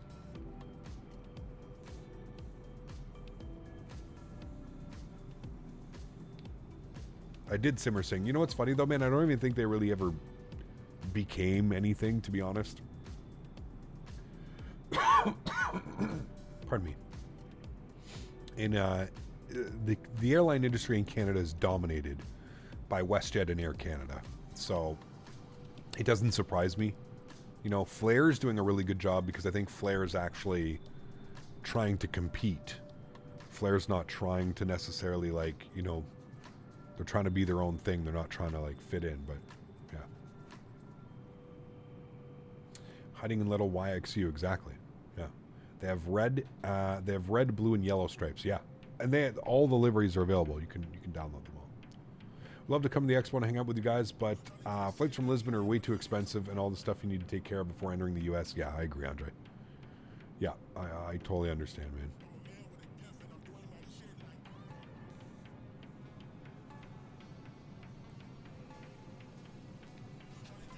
Very cool, OG.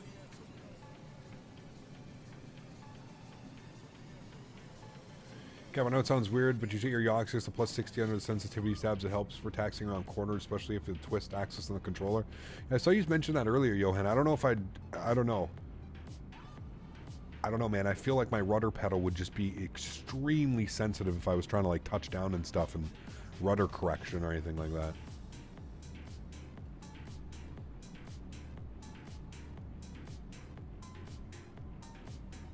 So fucking obvious, man.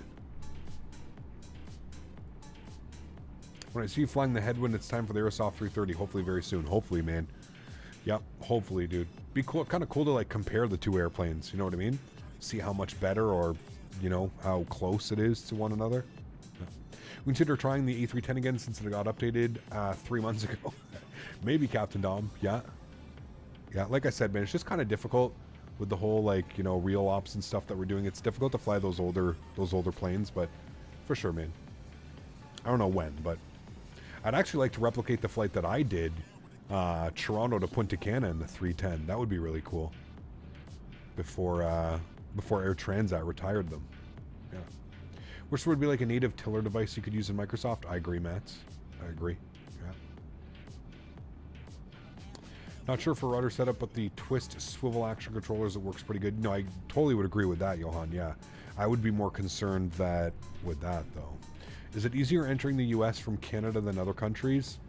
I'm not quite sure how it works with the US, but yeah, like, we have what's called, chat explained this to me. I didn't know this, actually. Somebody in chat, I think it might have been Kevin, actually. Kevin probably would know. Something about Canadian and US citizens, something about when we travel, our passports act as a visa or something like that, so we don't need a visa to enter the US in some weird way like that. I don't know. Don't I could be completely wrong, but I think that was my understanding of how it works. I don't know though. But I've never really had any issues entering the US.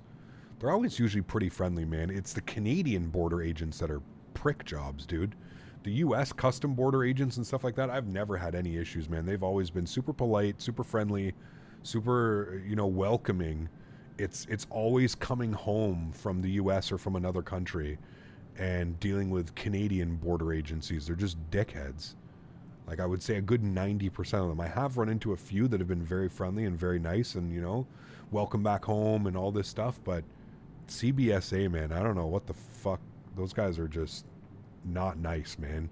And I truly feel bad for anybody that's visiting Canada and that's your first, you know, we have this, Canadians have this, like, you know, around the world, everybody, you know, talks about how friendly Canadians are, how nice they are, and the first thing you get off a plane and you're stuck in this line and you're dealing with some you know, some idiot behind a cubicle just, you know, being a dickhead to you. It's, yeah. You actually reduce the sensitivity with that setting? What, really? No, he said add 60, so like make it 160, or were you saying put it at 60%? Yeah, your cards are marked now. Aren't Canadians supposed to be like the friendliest people around? That's what I'm saying, Andre. That's exactly it. That's why I don't understand, you know? The U.S.-Canadian border is very chill. Of course, other borders can be difficult, but usually a lot of Canadian border agents are just looking out for people, just using the USA as a pass-through country. Exactly. Correct. Yeah. The only Canadians with attitude are border Canadians, 100%. And it's not, you know, if you've ever dealt with it, you know that I'm not, like, I don't think that that's a false statement at all. They did like some... They did some polls and something like that. Apparently Ottawa, where I live, the Ottawa airport had the worst custom agents. Like the unfriendliest in all of Canada was here in Ottawa. So now most of the time so my point of entry and my point of departure is usually never Ottawa. I always have to fly to Montreal or Toronto. When I flew during COVID, I had the nicest lady, the nicest U.S. custom agent when I was flying down to San Diego last year. She was so friendly. She was so, like, interested. She was like, you know, like, I told her what I was doing, because you never, you know, don't lie. You don't have to lie to the border agents. You tell people where you're going, what you're doing. And like I told her, I'm going to this, you know, there's this big Flight Sim Expo that happens, and it got canceled because of COVID, and it was finally back on. And she was so interested. She's like, wait, so she's like, you, like, legitimately make a legitimate living, like, doing, like, YouTube videos of, like, flying airplanes, like, simulators and teaching people and all this stuff? I'm like, yeah. She's like, I'm in the wrong line of business. Like, we all started laughing about it, and she was super friendly. And then the guy back, when I came back into Canada, I kid you not, the border agent didn't even say a single word. I handed him my passport. He looked at me. He looked at my passport. He stamped it and pointed at the door. That was the Canadian border agent. It's crazy, man. It's crazy. Was she hot? No, she was older. She was an older lady. Older lady, but super cool, man. Super cool. Despite credentials, I somehow always get randomly selected when I fly to Quebec. Atto, don't worry, man. I'm the exact same way, dude. Every single time I walk up and it's like, oh, excuse me, sir, just going to pull you aside here for a random secondary search. Can you please open up your backpack and your bag? Every single time, dude. Every single time. Without fail. Actually, you know what's funny? Last time I was traveling with Smitty. Last time I flew on an airplane, I was with Smitty. And Smitty got selected. Smitty's stuff went through and they actually pulled Smitty aside, and they were making him, he had his camera and his photo lens and stuff like that. And they like made him open up his camera and his photo lens. So he actually got selected for the random stuff. So it wasn't for me. So I thought that was pretty funny. But I was like, I told Smitty after we were joking, I was like, well, it's because you were with me. That's why you got pulled. That's why you got pulled over. It's because you were with me. If you weren't with me, they probably wouldn't have said anything. But because they saw you with me, they were like, oh, we know this guy. We check him every time. Let's get this guy. Yeah, I'll bet you, man. I'll bet you. Now, maybe not, because it's super early in the morning. I'm going to be going through security at like 4:30 a.m. on my flight to Houston. I got to be at the airport around 4:15, 4:30. My flight departs at 5:40 a.m. So I got to be there around 4:30, I would assume. Well, no, I want to be at security, going through security at 4:30. So I got to be at the airport for 4:15. I'm just going to check in on my phone. I have no checked bags. I'm just bringing a carry-on and a backpack. I know it's early, dude. It's gonna suck. I haven't been up that early, and I'm usually like to be honest with you, there's been nights where like I've been up that late. You know what I mean? Like that means I have to leave. That means I gotta leave here. I'm about 20 minutes, 20, 30 minutes away from the airport, albeit there's gonna be absolutely no traffic, but I'm still about 20 minutes away. So I probably need to leave here around 3:50 a.m., which means that I gotta be up at 3:30 a.m. I usually go to bed at about 2 a.m., so careful with your medicine. No medicine down in Texas, man. No medicine. How late were you up when Microsoft came out? Oh, I don't know, 4, 5, 6 a.m. probably. Don't they open at 5 a.m.? It says 4 a.m., John. It says 4 a.m. If you actually look, I think Calgary's the same. I think it's all the same. During certain times of the year, it's open at 5 a.m. and during certain other times, it's open at 4 a.m. Yeah.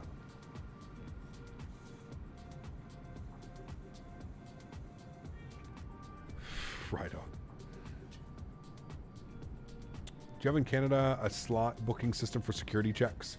Here in Berlin, you can book your slot for security checks and you basically have to wait 3 to 4 minutes max to get through. That is the best idea ever. No, it's an absolute shit show, Matt's here. Absolute shit show. And I guarantee you by the time I get to Toronto, I think my flight lands in Toronto at 6:45, 6:40 a.m. I guarantee you it's going to be an absolute shit show already at the U.S. Customs and Immigration and that security checkpoint, right? Because it's different security. You go through... When you're flying within Canada, it's a certain set of security. And then when you fly internationally, it's a secondary set of security. So, yeah. Nope, we're just wait like cattle. Yep, exactly. Surprising that airports like London Heathrow close at 12 and open up at 6 a.m. and aren't 24 hours. 6 a.m., really? That's crazy. That is crazy. My flight leaves at 8 in the morning to Montreal. Yeah, so you should be good then. Are you the A220 the whole way? I am. Yeah, A220 from Ottawa to Toronto, A220 from Toronto to Houston, and then same on the way back. Yep.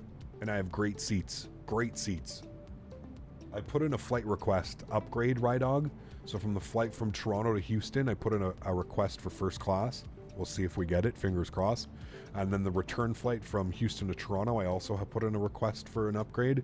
But if I don't get the upgrade, I still have great seats. So I should get some really cool engine views and wing views and stuff.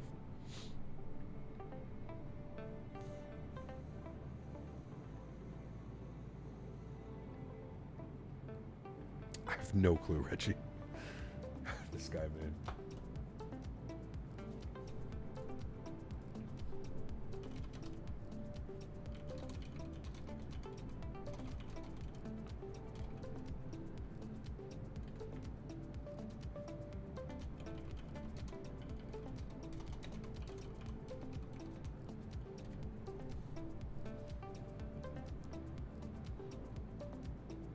Yeah, see, look, here it shows here. I just Googled because I wasn't sure. The airport is open 24 hours. However, the security screening checkpoint hours are 4 a.m. to the last flight for domestic and international departures from May to November, and 3 a.m. for last flights from November to April.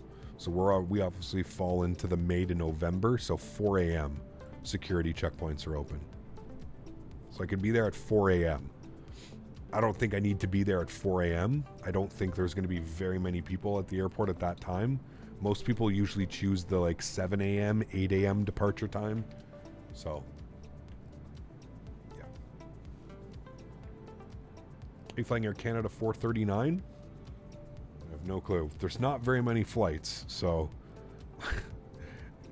pretty obvious which ones I think I'm going to be on, right?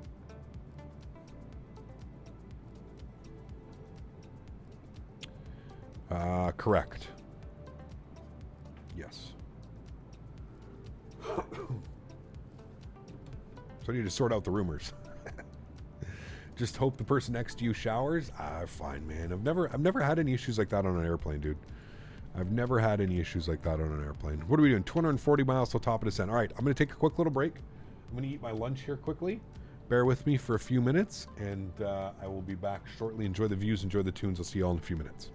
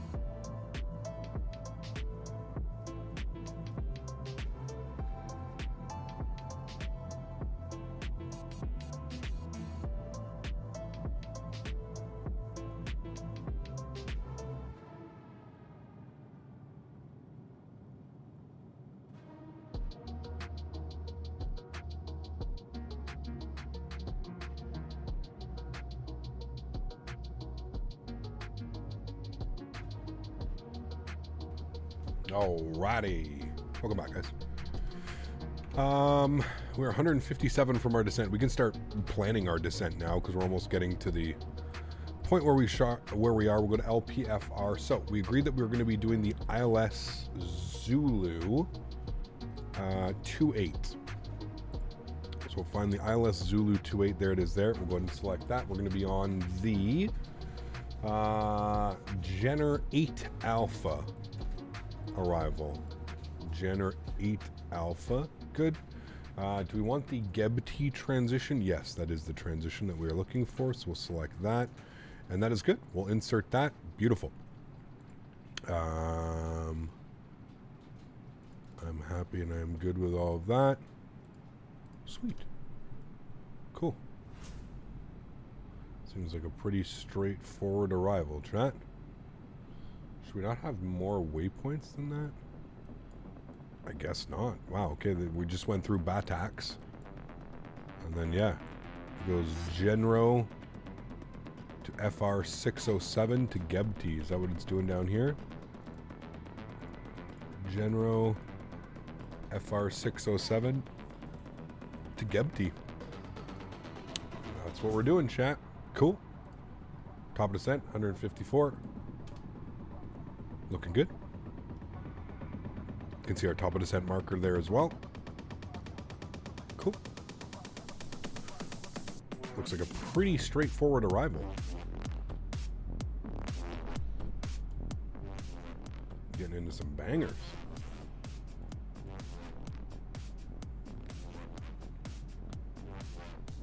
You have a couple questions. You're getting Microsoft Flight Simulator soon and you would like to know. Okay, no problem. Cap, remember to not shut down the engines or the replay will be deleted. Yes, thank you, Diego. Yes, yes, yes.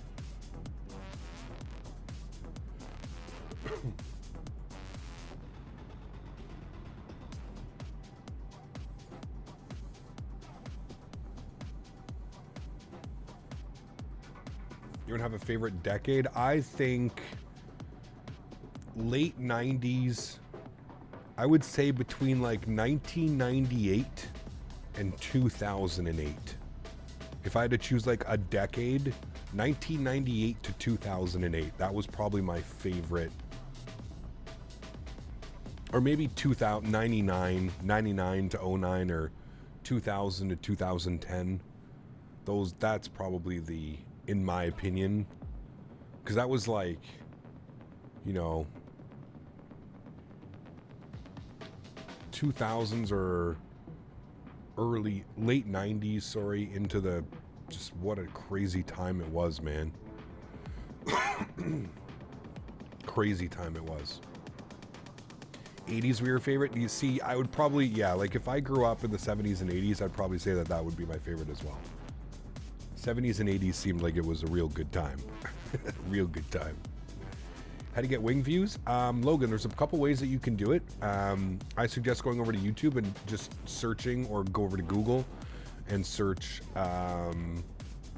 Microsoft Flight Simulator custom wing views and watching a tutorial on how to do it. It's a lot easier than me trying to explain what you need to do. Could be Kevin, yeah. Do you like the Bee Gees? Of course, dude. Bee Gees slap.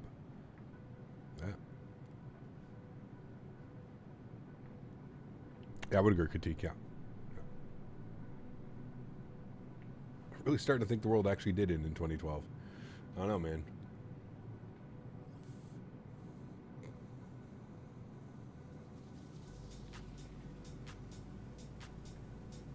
Yeah, I would definitely agree with you, Reg.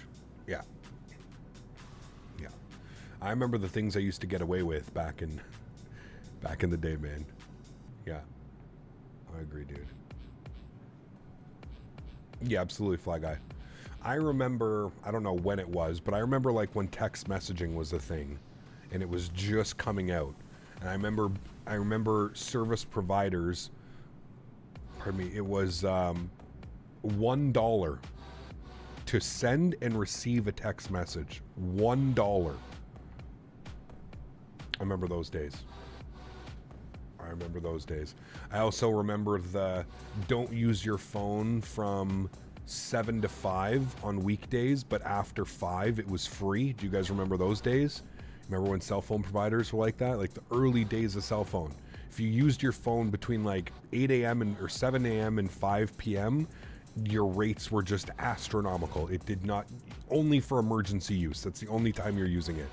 But after 5 or after 6, or some people even had after 7, the phone was free to use. You could make as many phone calls as you wanted to. Fuck, dude. Remember, like, I remember those, dude. Like, that shit was crazy, man. That shit was crazy, dude. Yeah. Did your Super shut down operations? Yes. Yeah, Kyle's, yeah. They're very, very small airline, Kyle. Honestly, we're not even going to notice that they're gone. And I don't mean that. I know that some people's jobs are going to be affected by this and stuff, but hopefully they can find other jobs. WestJet, Air Canada, all the other Canadian, but they're not going to be missed, you know. Limited text to the girlfriend every month. Crazy, dude. Do you remember when BlackBerry phones were popular? I do. Yeah, everybody had a BlackBerry. Everybody wanted one. Yeah, BBM. You guys remember BBM? BBM was a thing before iMessage and all those other ones. BBM, man. BlackBerry Messenger. That shit, that was a game changer, man. It's a complete game changer. Complete game changer. I actually think it's crazy to think that, like, BlackBerry Messenger probably carved, you know, the path for iPhone and Samsung and all those other phones, man. Pretty crazy. In Jamaica, after 5 texts, you get 500 free checks. Damn. There you go, Matthew. Still miss your Razor? Oh, dude. Never heard them, just seen them on the news and thought it was something major. Oh, yeah, no. Roll over in minutes and texts? Yep. Yeah. Recording a radio song for your voicemail or paying like $5 to download one, Beaver. They used to have like the stores. Hey, Kev, do you think Fly-by-Wire will announce a release date for their 380 at the Expo? I have no clue. It'd be kind of cool if they did, Dank. Right? Would be kind of cool, but I don't know, man. I'm not sure.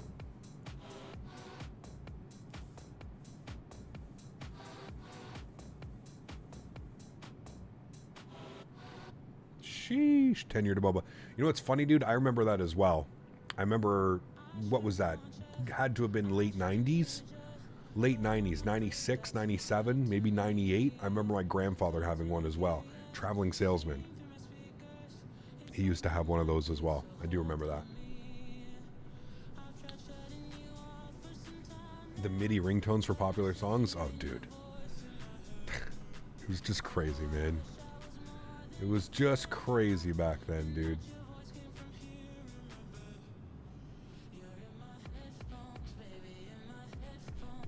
We like more of the old or the new livery of Condor? I don't know. It's a good question. It's a good question. I don't know. The old one was nice with the yellow engines, the silver and yellow. I like that one. It was nice, but I don't know. This one's kind of more eye-popping and more, you know, more talked about for sure.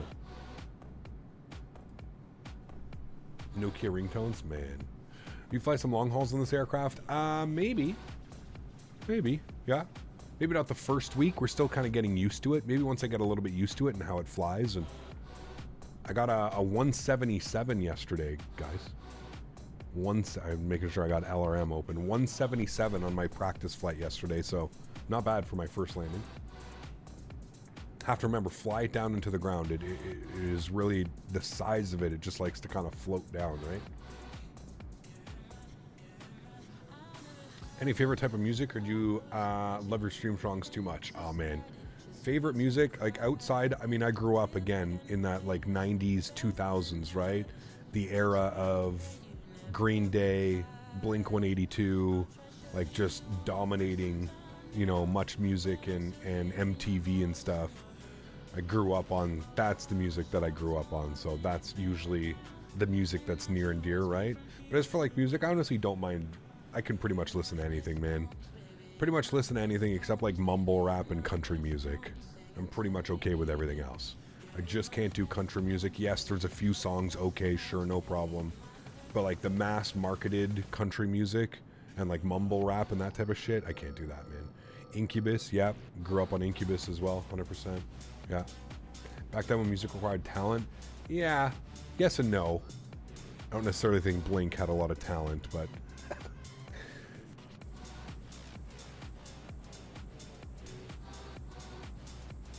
What do you think about Bad Bunny? Again, I don't really listen to enough of him to make a comment, to be honest with you. I think he's got a few songs, but yeah. Travis does, yeah, Travis is badass, but you know, Blink got famous from like their poo poo pee pee jokes and crazy shit that nobody else would ever really talk about, right? But they were hilarious in their own sense, because they were like one of the first bands where it was more like, you know, you'd go see their show or you'd watch like any of their live, and it was like half a like comedic performance and then half like these like quick catchy punk rock tunes, right? It's kind of like that thing. Limp Bizkit and Fatboy Slim, also great, yeah. Back in the day, yeah, absolutely. We're listening to Green Day's Dookie CD to death. Oh, dude, it's a great album. Yeah. Went to a Blink concert last month. Good to see them back again. Nice, dude. Awesome. Very, very cool. They did 2 Toronto shows, and then they did a show in Montreal. I was going to go to the show in Montreal, but just this time of the year is crazy, man. With Flight Sim Expo, and then I have a holiday when I get back from Flight Sim Expo that I'm going on. It just didn't make sense to spend that kind of money going to Montreal or Toronto or whatever, spending a night, doing all that. Yeah. Oh, of course, Mopar. Of course, man. Yeah. I was throwing my old Nokia phone against the wall and it being perfectly fine. The bricks. The pocket brick. Yeah. I have a friend who was selected first batch Air Marshal in the 90s after 9/11 and got sick of flying, and he loves flying. Damn. Crazy. Familiar with Oasis in the UK? They have some good songs. Yes, of course. Absolutely. Yeah. Wonderwall. Probably arguably one of the best rock songs. Right up there for sure. Maybe not the best, but definitely on some top 25, top 10 list around the world.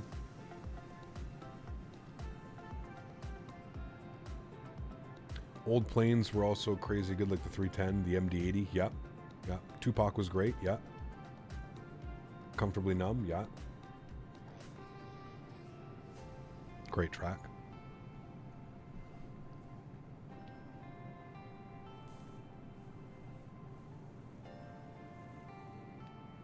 Metallica's not bad. Yeah.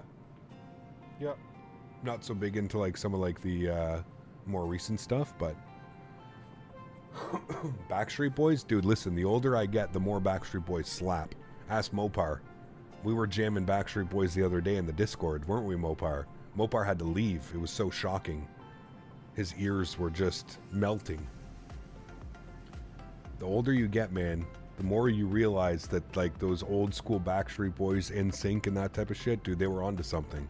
There's a reason why they're all multi-millionaires. I'm shocked the dudes from Oasis are still with us. True. Yeah. Although they've calmed down a lot, you know. New kids under the block? You mean on the block? Just took off from Lisbon in the Star Alliance to join you for the travel. Very cool. Nice. Did you hang out in the voice channel in the Discord? No, I have a private Discord, Kevin. I have a private Discord. You and I have different terminology of jamming. I actually think I'm pretty sure we made Mopar leave the voice channel. Keith Richards is still alive and he gives us all hope. Dude, I don't know how those guys are still kicking, man. How old is he now, Reg? And the amount of drugs. I mean, fuck, dude. Look at Ozzy, man. How old is Ozzy, too? Like, Ozzy over the last couple of years, man, just everything seems to be, you know, catching up. Ozzy was crazy, though, dude. I remember watching, recently watched, an interview. This man must have been on, just the most amount of cocaine I think I've ever seen in my life. Just insane, dude. Ozzy's 74. He only does the best. Man. On vacation in Portugal. First stop Lisbon and now. This is an amazing, beautiful country. Yes, I want to visit. I really want to visit, man. One of my mom's friends has a villa in Portugal. And she's always offered if I wanted to go that it would be available for me. really want to go to Portugal. They even have direct flights. That's what's crazy. I think they're seasonal, but Air Portugal does direct flights from Toronto to Lisbon in their A321neo. Could you imagine going, isn't that a little bit, could you imagine going transatlantic in an A321neo? Be crazy. Best thing in the old decades, no office work tension at home. We're so advanced now that companies won't let us relax at home. I agree. Yeah. Ever heard of Rush? Of course. As a Canadian, I think you need to know who Rush is. Keith Richards is 79. He looks 109. But I guess 79, he's still living. What do you think about the quality of the Salty 7.4? Honestly, I don't have a lot of experience flying the Salty 7.4.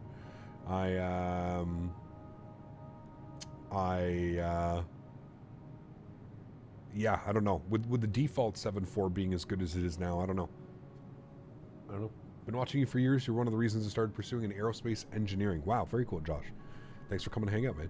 Really, really cool. Thanks for the kind words as well. I wish you all the best with your endeavors, my friend. 51 miles, chat, till top of descent. We're getting there. Let's go to next phase. Next phase, we'll go ahead and punch in all of the information that we need to do now. We'll get one step ahead of the airplane, right? I always say that. Where the hell are we going again? LPFR. Have we ever flown in here before, chat?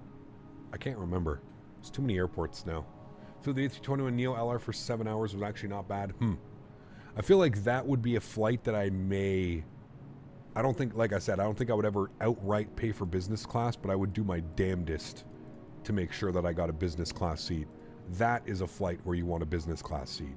You know what I mean? Like, definitely want that. Keith looked 109 in 1979. You're not wrong. You're not wrong. 21 degrees. Winds are 250 at 14. So actually blowing right down the runway. No, wait. Runway's 280, so close enough. I think they actually haven't really changed. QNH is 10:15. And then we need to go grab our minimums. Minimum ILS Zulu runway 28. Minimum is 218 on the ILS. 218 in the Barrow. Cool. We are ready for our descent, friends. We'll go back to the performance page. 42 nautical miles until we are ready to go. Keep it outside here for just a little bit. I think we've kind of matched like that sunset, to be honest with you. It's been a really nice flight. We are flying real time. If you guys were curious, I'll show you. We have been flying real time, live weather, live time, always. 7:55 p.m. Beautiful.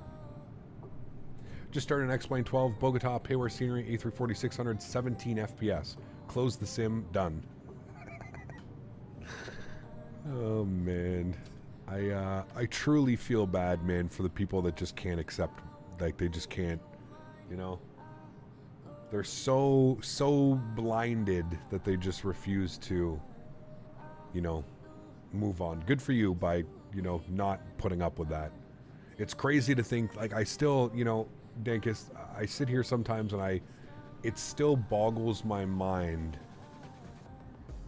that this is the product that they put forward calling next gen, built from the ground up. This is it's still just, I don't know, man.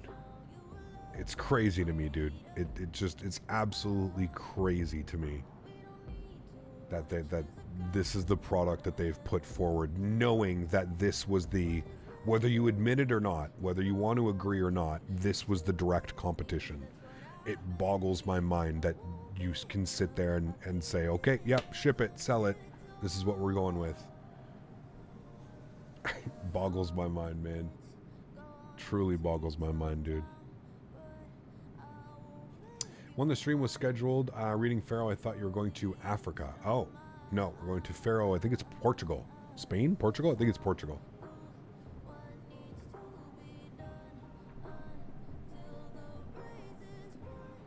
There you go, Reg, yeah. Jill joke used to be, if there was thermal nuclear war, the only thing that would keep us alive are the cockroaches and Keith Richards. Yeah, no kidding. No kidding, man.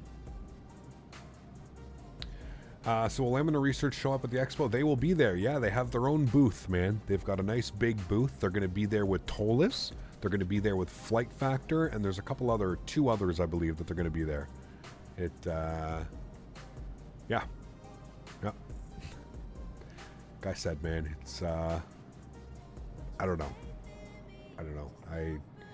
At this point, I'm done trying to draw conclusions and figure out what's going on over there, and I'm just enjoying my simulator, man. Enjoying my simulator, enjoying what it has to offer, and you know what? Like I've said, I'm open-minded. I'm always ready to see what changes and what X-Plane's going to bring to the table and what they're going to do, but I don't know, man. I have a hard time thinking that it's going to ever be anything substantial that's going to get me interested. Yeah. I wonder if they are selling as well as X-Plane 11 did. No. God, no. They can't. It was on sale. Do you not remember that, Billy? Literally like 2 weeks after it released, it was on sale.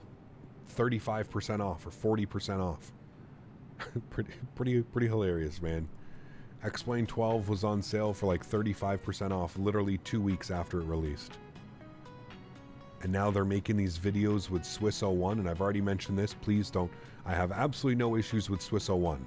But when you think of X-Plane, and you think of them being sold as the most realistic simulator on the market, who do you think of as a content creator that you think they would partner with?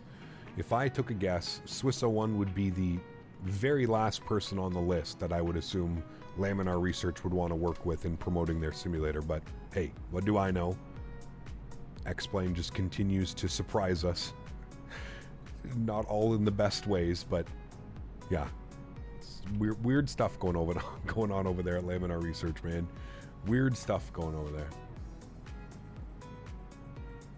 You missed that sale? Oh yeah, man. It was on sale for a good while too. Yeah. Austin's bringing his 1,000 programmers chain to 1,000 typewriters to pull out a display at Expo. Oh, man. Oh yeah. Yeah. When the PMDG releases the 777 and the 747 Aerosoft 330 CEO and Neo, it's game over for X-Plane. I would agree with you, Fourths. I already think there's 4 nails in the coffin that we've already got 3 nails in. I don't know, man. Like I said, I'm open-minded. I'm always trying to be optimistic, but I just don't see how they can do it.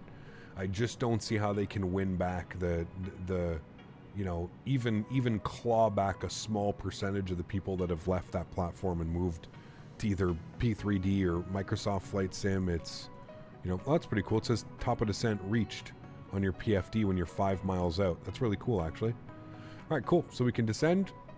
We'll put it down and we'll start the descent now. There we go, descent mode. And we will descend to, I believe it was 3,000 feet at Gebti. Yeah, 3,000 feet. So we'll bug up 3,000 feet. There we go. Cool.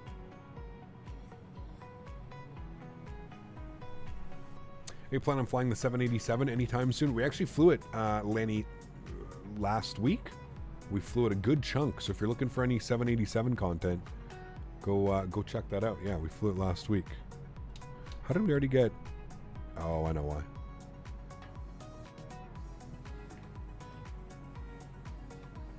How's it going? Anyway, for the default 74 and 77, pretty good, man. I mean, the whole team over at I always forget their name, Working Title. The whole team over at Working Title has really done a great job on those airplanes, man. They're definitely flyable. So yeah, 2,000, 3,000 is the hold. Well, 3,000 at Gebti, and then we'll descend 2,000 to intercept Localizer. Yes, if that's what you're saying. I already saw that, so yes. So we'll expect 3,000 feet at Gebti, and then from Gebti to Glide Slope Intercept, we'll descend 2,000. So we've got a good 4.3, probably 5 miles, 5-mile run to lose 1,000 feet. As long as we're 3,000 at Gebti, that's all I'm aiming for. Pardon me. How's the plane cap? So far, so good, man. Really, no complaints, no issues. No complaints, no issues. Everything's doing everything that it should. Flies like fun. Nice, Lenny.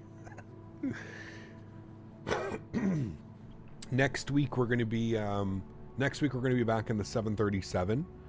And next week's actually going to be the last week of streams before we go out to Flight Sim Expo. So, speaking of Flight Sim Expo, if you are going, I will be at the Thrustmaster booth, so please do come say hello. I'll also be streaming on Saturday I believe my time slot is from 12 to 3 p.m., 12 to 3:30, however many hours we need. But I believe I'm going to be going live at noon. I'll have to confirm on the emails, but I'm pretty sure I'm live at noon on Saturday. So that's going to be noon Central time. I think it's Central. So that's going to be 1 p.m. Eastern. So basically live 1 hour later than I normally am on a Saturday afternoon. Normally I'm live at 12 Eastern, so it's going to be a little bit different. I'm going to be live at 1 p.m. So that's, instead of 5 p.m. for you UK guys, 6 p.m. I should be live for you guys. So Cloud Surfer 320, my man, dropping the $10 donation. Thank you very much for your support. I really do appreciate that. Huge no floaties to you. Thank you very, very much for your support. That is extremely kind. I really do appreciate that. Thanks, man. Thank you, thank you, thank you. Only thing I don't like about Austin is his weird childish behavior. Very weird. For somebody that wants to be taken extremely serious, and for somebody who always tries to, you know, convince us that the flight model in X-Plane is, you know, makes the subpar graphics and anti-aliasing and ground textures and clouds and everything else okay. I would agree, man. It doesn't, I don't know. I understand he's an eccentric person, and I think he's done a lot of good for the flight sim community, but I think he's just stuck in that kind of, he doesn't know where to take it from here. That's kind of the feeling that I get with X-Plane. And that's why I think you're seeing what you are seeing in X-Plane 12, is because they just don't know where to take the company.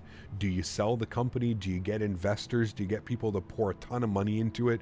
Do you hire tenfold the staff, and do you try and compete with Microsoft in terms of visually and ortho and streaming services and stuff like that? Or do you just continue to kind of be that niche platform where, you know, the armchair pilots go to try and convince everybody that the flight model is, you know, sitting at their computer desk? I don't know.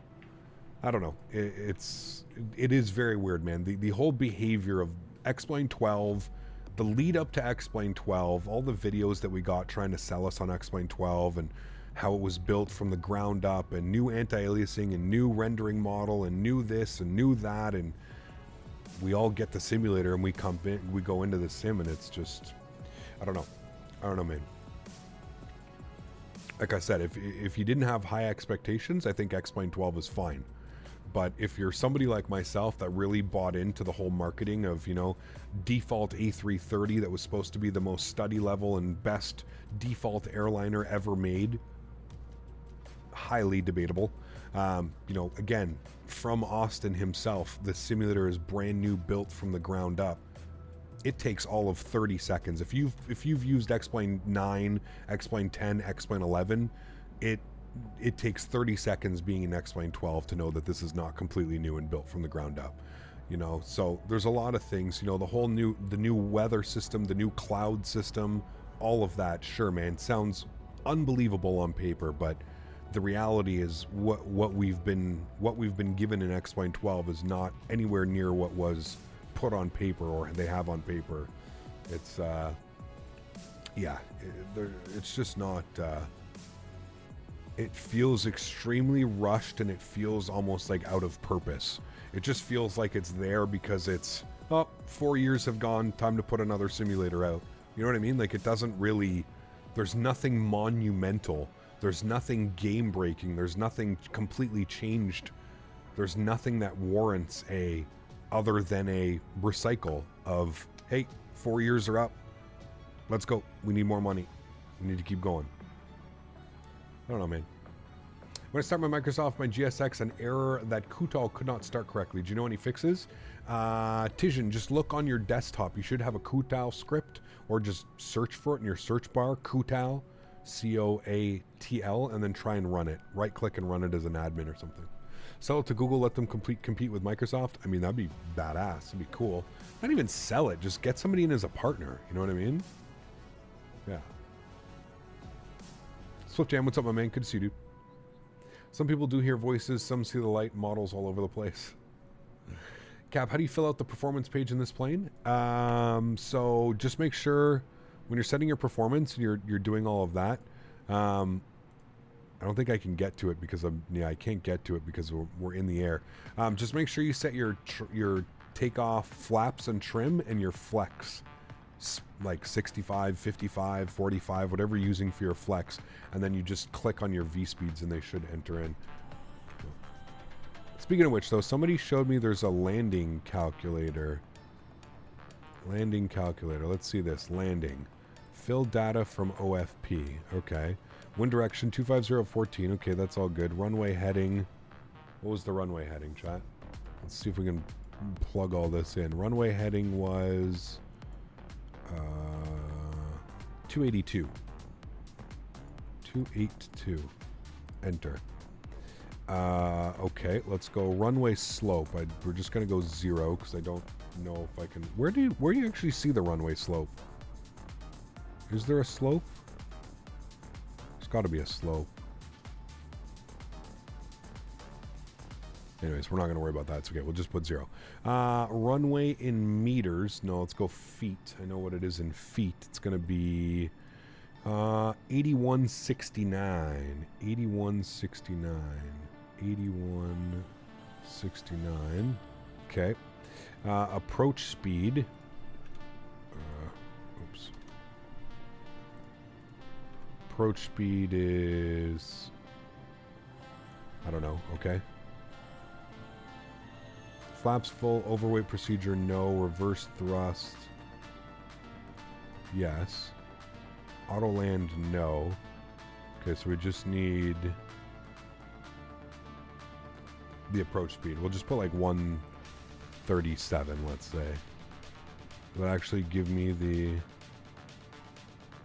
dry? What am I missing?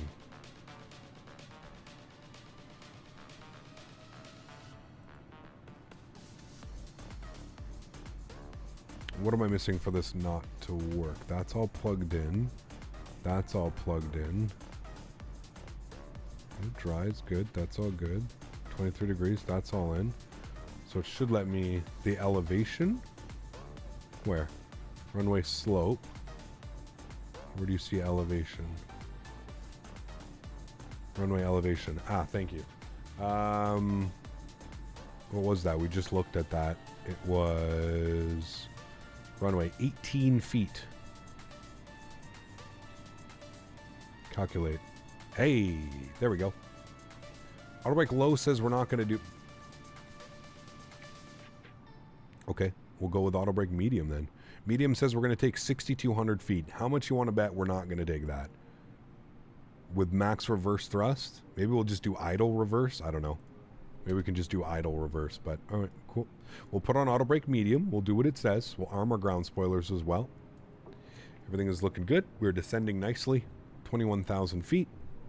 That sun is starting to actually set now. Come down a little bit. What is the vertical speed right now? We are descending at 1,800 feet per minute. 1,800 feet per minute-ish. Seems to be doing a pretty good job, actually.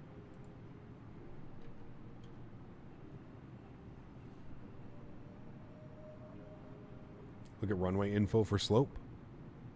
Where, like, the next page you're talking? Or, like, on this one?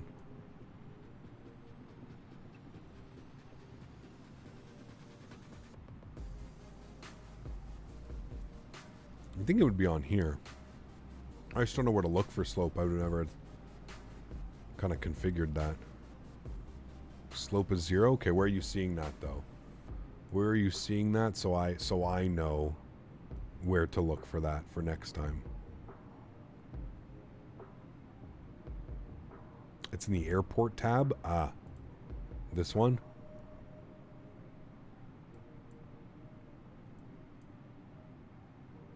Searched on Navigraph? Okay.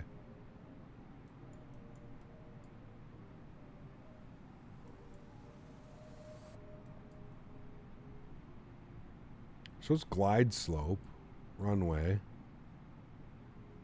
threshold, glide slope, takeoff, width.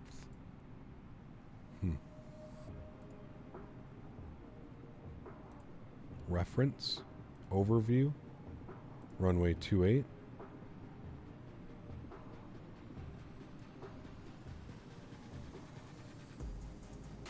Airport elevation 24 feet. Caution.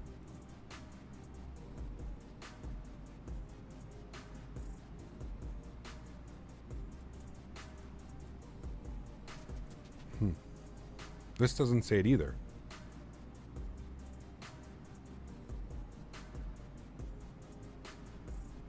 Go under information. Information, runways. Then click on this. Ah, that's kind of cool. Thank you. I didn't know you could do that. So you go to the airport and information, then runways, and then it shows you slope. You click on that with the bearing of 281. Huh. 18 feet. Interesting. Thank you. I didn't know that. I did not know that. Cool little tool. See, chat, you learn something new every day. Are we doing another flight after this? No, this is it for today. We've got a long day planned for tomorrow. Tomorrow we're going to be flying from Lisbon to Madeira, back to Lisbon. Going to be a long day of flying tomorrow. And then on Monday, we're going to do Singapore to Manila. Cebu Airlines. Cebu. First time flying Cebu. So it should be fun. Looking forward to it. Learning every day. Exactly. All right. I'm going to pause the music here. That was some great tunes for the afternoon. Turn the sounds back up here in the sim. And we'll get set up for our arrival. Outside of your streaming software, how many apps are open that use for Microsoft?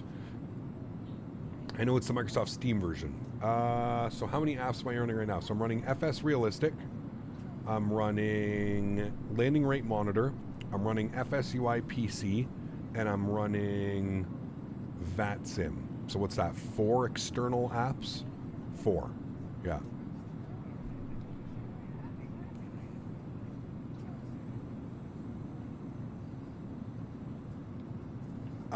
Larry, no. Put exclamation point aircraft in chat, Larry. Exclamation point aircraft in chat will provide you the link. It's its own download. Very similar to the fly-by-wire 320. Yeah. Ever done any Japanese flights? I have, yes. I love doing some Japanese flights. We will do that when I plan to get back from the expo. We'll go fly around Japan. I think they fly the 737-900, don't they? Pardon me. Or the 800? Japan Airlines, JAL. Yeah, we'll definitely do that, Seb. When we get back from the expo, we'll plan to do that. The 800s? Okay. Okay, I'm going to fit in the gap between you and another plane landing. Okay, just don't make me go around or anything. I appreciate that.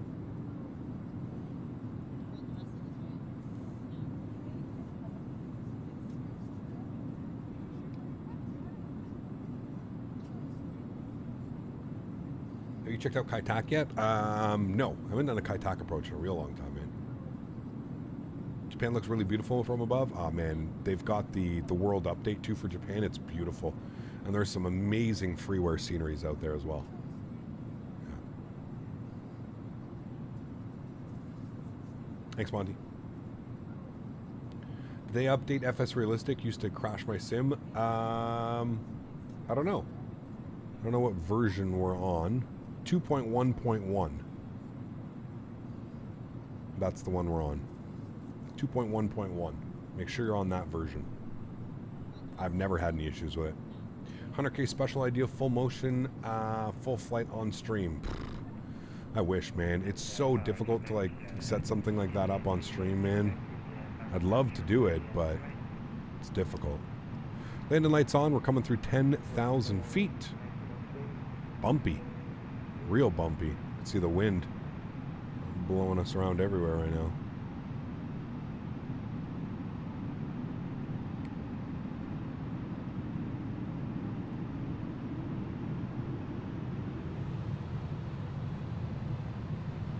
Alright, I'm going to keep this airplane descending now.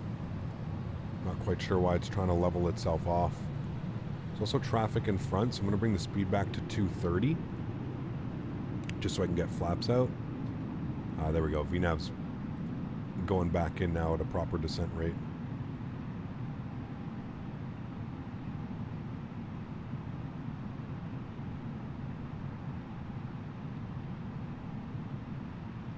bug up 220.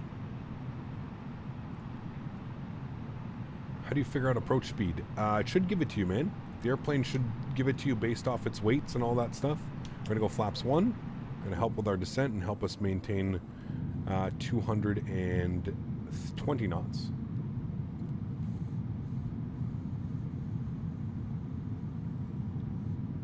A&A ops in Japan. I don't know if they fly the 787 within. I don't know. What is a fun airport with a fun approach? There's so many, dude. There are so many. Name one. Yeah. Name one. Why did you do flaps 1? How do you know? When your speed. You have these little, see these little things here? These are your speeds. So there was one at 230 knots, which allows me to put flaps 1 out. When the speed comes to below about 195 knots, we can go flaps 2. So that's how you know. Usually keep an eye on these things. And speed, it's usually your discretion. So I know that there's 2 airplanes in front of me, so I'm slowing down a little bit because I don't need to go 250 knots to try and tail them, right? You got to give everybody a little bit of spacing in between. Airport Control 13 Solo, stay turning base. DCA River approach, amazing. Probably one of my favorites in North America. Yeah, absolutely love that approach.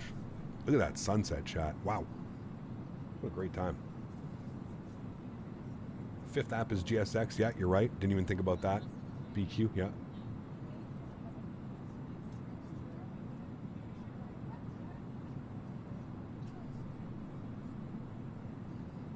Rear visual is an outstanding approach. Yeah, every time. Every time. Remember, guys, if you haven't done so, don't forget to smash down that thumbs up. We're looking for 350 likes. I have no clue how many likes we have. I don't know if we've hit that many. But if you are enjoying the stream and you haven't done so, do me a huge solid. Don't forget to smash that thumbs up. If you're a fan of the A330, tomorrow we're going to be flying it as well. We're going to be flying it from Lisbon to Madeira. Yes, Madeira. In the Air Portugal A330. It's going to be a blast. Very much looking forward to that. QNH was 10:15. We'll bug that up now. You can see here that our glide slope and localizer's coming alive. I'm actually going to arm localizer now. And we're just coming through glide slope, so we'll arm that as well. We can bring our speed back 210 knots.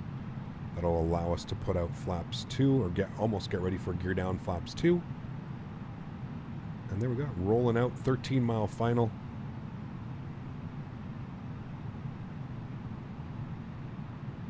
Keep the descent going. I'm actually going to go to vertical speed now at 1,000 feet per minute. Maybe even 1,200 feet per minute, just so I can get a little bit below slope. Speed to 190.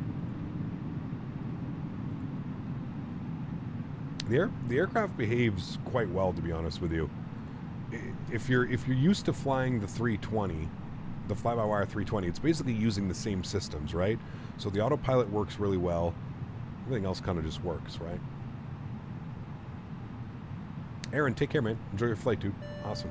LaGuardia Expressway, you're right. Yeah, the RNAV. It's now the RNAV X-ray, which is crazy, Mitchell. The RNAV X-ray. Yes, beautiful. Beautiful, beautiful, beautiful. Love that. Let's go ahead and arm our approach. We captured glide slope and localizer. Loc star, glide slope star. So that's beautiful. We are currently 9 miles out. I'm going to get the gear down. Speed's kind of bobbing up and down, sorry. Just going to throw out 180 knots there as well. I'm going to come down here. Approach phase has already been activated. So our V approach is 143 knots. I don't know what I had it as here. I'm going to change that number, 143. I don't think it's going to change much, but I'll calculate that now. There we go, 6440. 2,500. Beautiful. Let's bring the speed back 170. Give you guys a nice view, and we'll go flaps 2.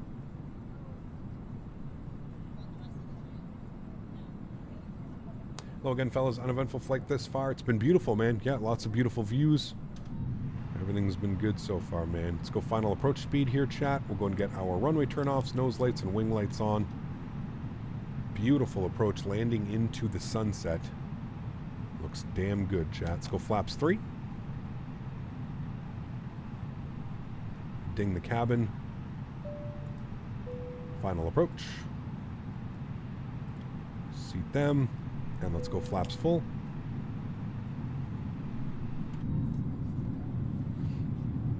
And there we go. We are fully configured. ECAM is no blue. We'll go ahead and start the replay. We've got that. We're not going to turn our engines off when we land, but ECAM is no blue. Landing checklist is looking good. We're about 5 miles, 1,500 feet up. Sounds are coming up. Enjoy the arrival, friends. Actually, hold on. I'm going to turn it down while I disconnect autopilot. Throw on joystick cam here so you guys can catch the arrival. Beautiful. 9, Echo Tango turning final runway 28. And Faro traffic, Condor, 6 Zulu, Golf Hotel, 4 mile final runway 28. All right, my airplane. Beautiful. Sounds are up. Enjoy, guys. Catch you down on the ground.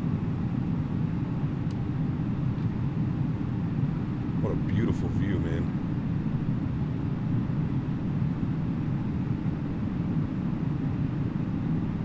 So I find it flies very similar to the fly-by-wire, but it obviously it feels a little bit heavier. So the winds are actually behaving today, surprisingly.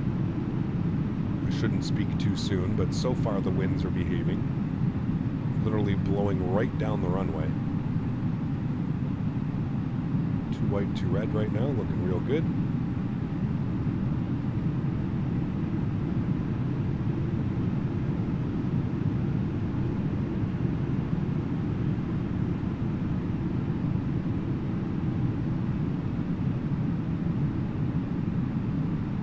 Small corrections.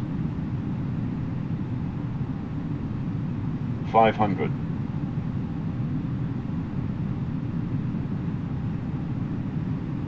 400.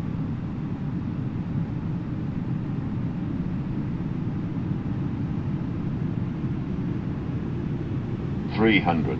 100 above.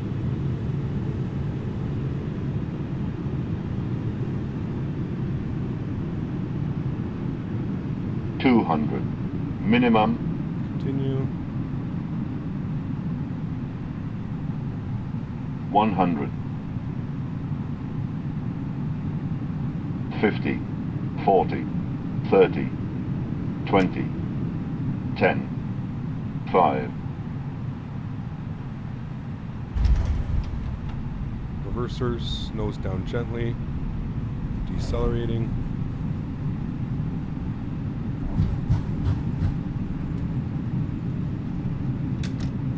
.60 knots. Reverser stowed. Ladies and gentlemen, welcome down to Faro. Not bad. See how quickly we stopped? See how we did not need medium auto brake? Yeah, we're here. Not bad. Not a bad landing. A little bit floaty. Lots of runway to work with. Actually, I don't think we can take that exit. We're going to call this one here. Faro traffic, Condor 6 Zulu Tango picking 28. Faro. Higher ground friction is still a problem in Microsoft. Little bit on these airplanes, yes, for sure. But regardless, listen, man, for a free airplane, you know, I'm completely happy with that. I'm perfectly fine. Perfectly fine with that one. We're vacated the runway. Beautiful. We've got our replay, so we should be able to watch that. Should be able to see how nice of a landing. It almost felt like we dragged those tires a little bit. I think it was a decent flare. We didn't really over flare it. Kind of just held the nose and let it bleed the speed off. I think maybe what I'm going to start doing is pulling the throttles back a little bit, like retarding the throttles just slightly before 30 feet, around 30 feet. So yeah. What sounds are being used? These are default sounds, man. They sound so good too, dude. Default sounds. They're delicious. Is that my doorbell? I think it was. Anyways, welcome, chat. Down to Faro. Let's clean everything up. Landing lights are off. Nose light over to taxi. Runway turn off lights are off. Strobe lights are off. Wig lights are off. APU master start switch is on. I think it was because my neighbors texted me.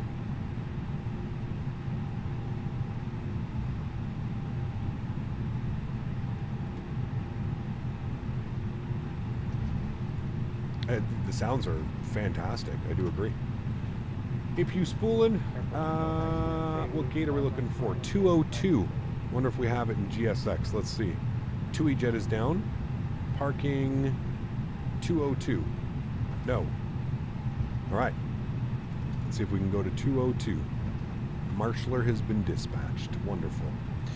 We'll stop the clock. What are we in at? 2 hours and 42 minutes, chat. We are 8 minutes early. 8 minutes early on the flight time. I would say that's a successful flight. Wouldn't you guys say that was pretty successful? I think we flew it perfectly fine. Just kind of chasing the glide slope a little bit towards the end, but other than that, man, super happy with how that went.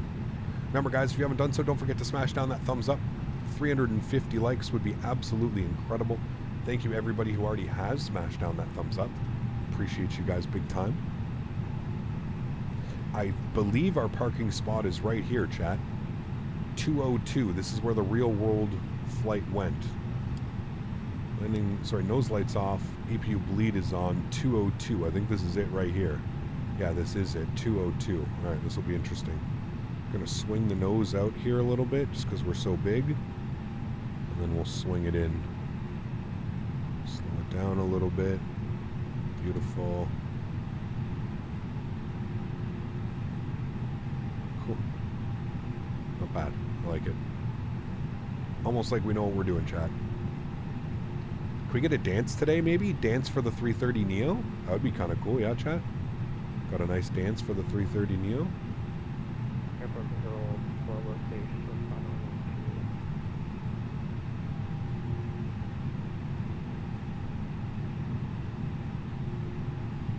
Alright, there we go. Zero's on the board. Park brake is on. Upstairs, EPU's on. EPU bleed is on. We can't turn off. Fuck. We're not, never mind. We can't do it. We're not gonna get the dance because we can't turn off the engines. If we want to do our replay, we can't turn off the engines, chat. Oh boy. Okay, let's stop the recording. We can't turn off the engines. We got to disconnect from VATSIM as well. Thanks everybody who flew with us today. That was awesome. Appreciate you guys in the traffic. That was really, really cool.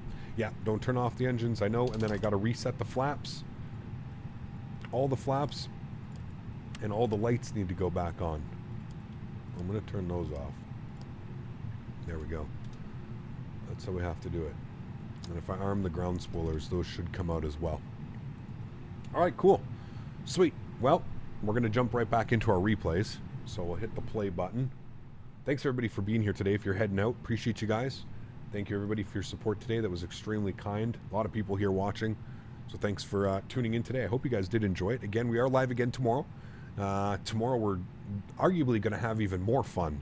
Tomorrow we're going from Lisbon to Madeira, Madeira back to Lisbon. It's going to be a long day of flying, about an hour and a half each leg. So 3+ hours of flight time tomorrow with about half hour on each end to load and unload. And so it'll be a long stream tomorrow, probably closer to about 5 hours, but it's going to be a really fun one. Definitely looking forward to it. So we'll go ahead and hit the play button. Monitor beautiful. Vertical speed. Monitor conflict. vertical speed. We'll bring this in here a little bit so we can just put it to right about. That should be good. We'll bug that up. Good. We'll go like this.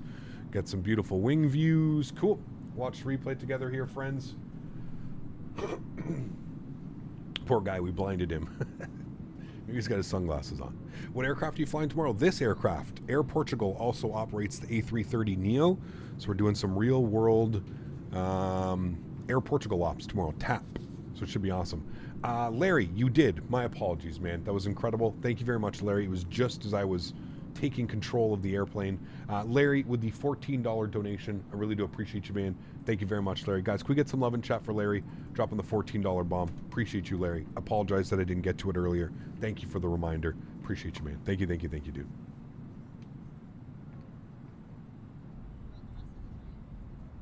Nice and smooth, chat. Nice and smooth. What was the landing rate on that one?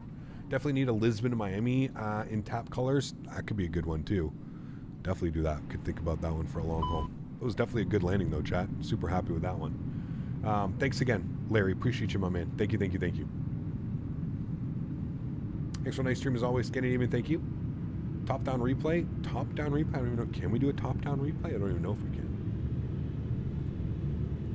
Don't even know if we can. What was the landing rate? Landing rate was a 151. Hey, I mean, we're taking that all day long, chat. 151, 1.06 G. for like our first official landing in the airplane, definitely taking that one all day long. Definitely taking it. Give me by the end of the week, hopefully by Monday's stream, we'll be absolutely greasing them. We'll grease our flight from Singapore to Manila. Should be a good one. But it felt good. Felt good. Cut the power, no over flare. Kind of just held the nose. Just let it bleed itself into the ground. It's really all I did. I did not want to over flare it.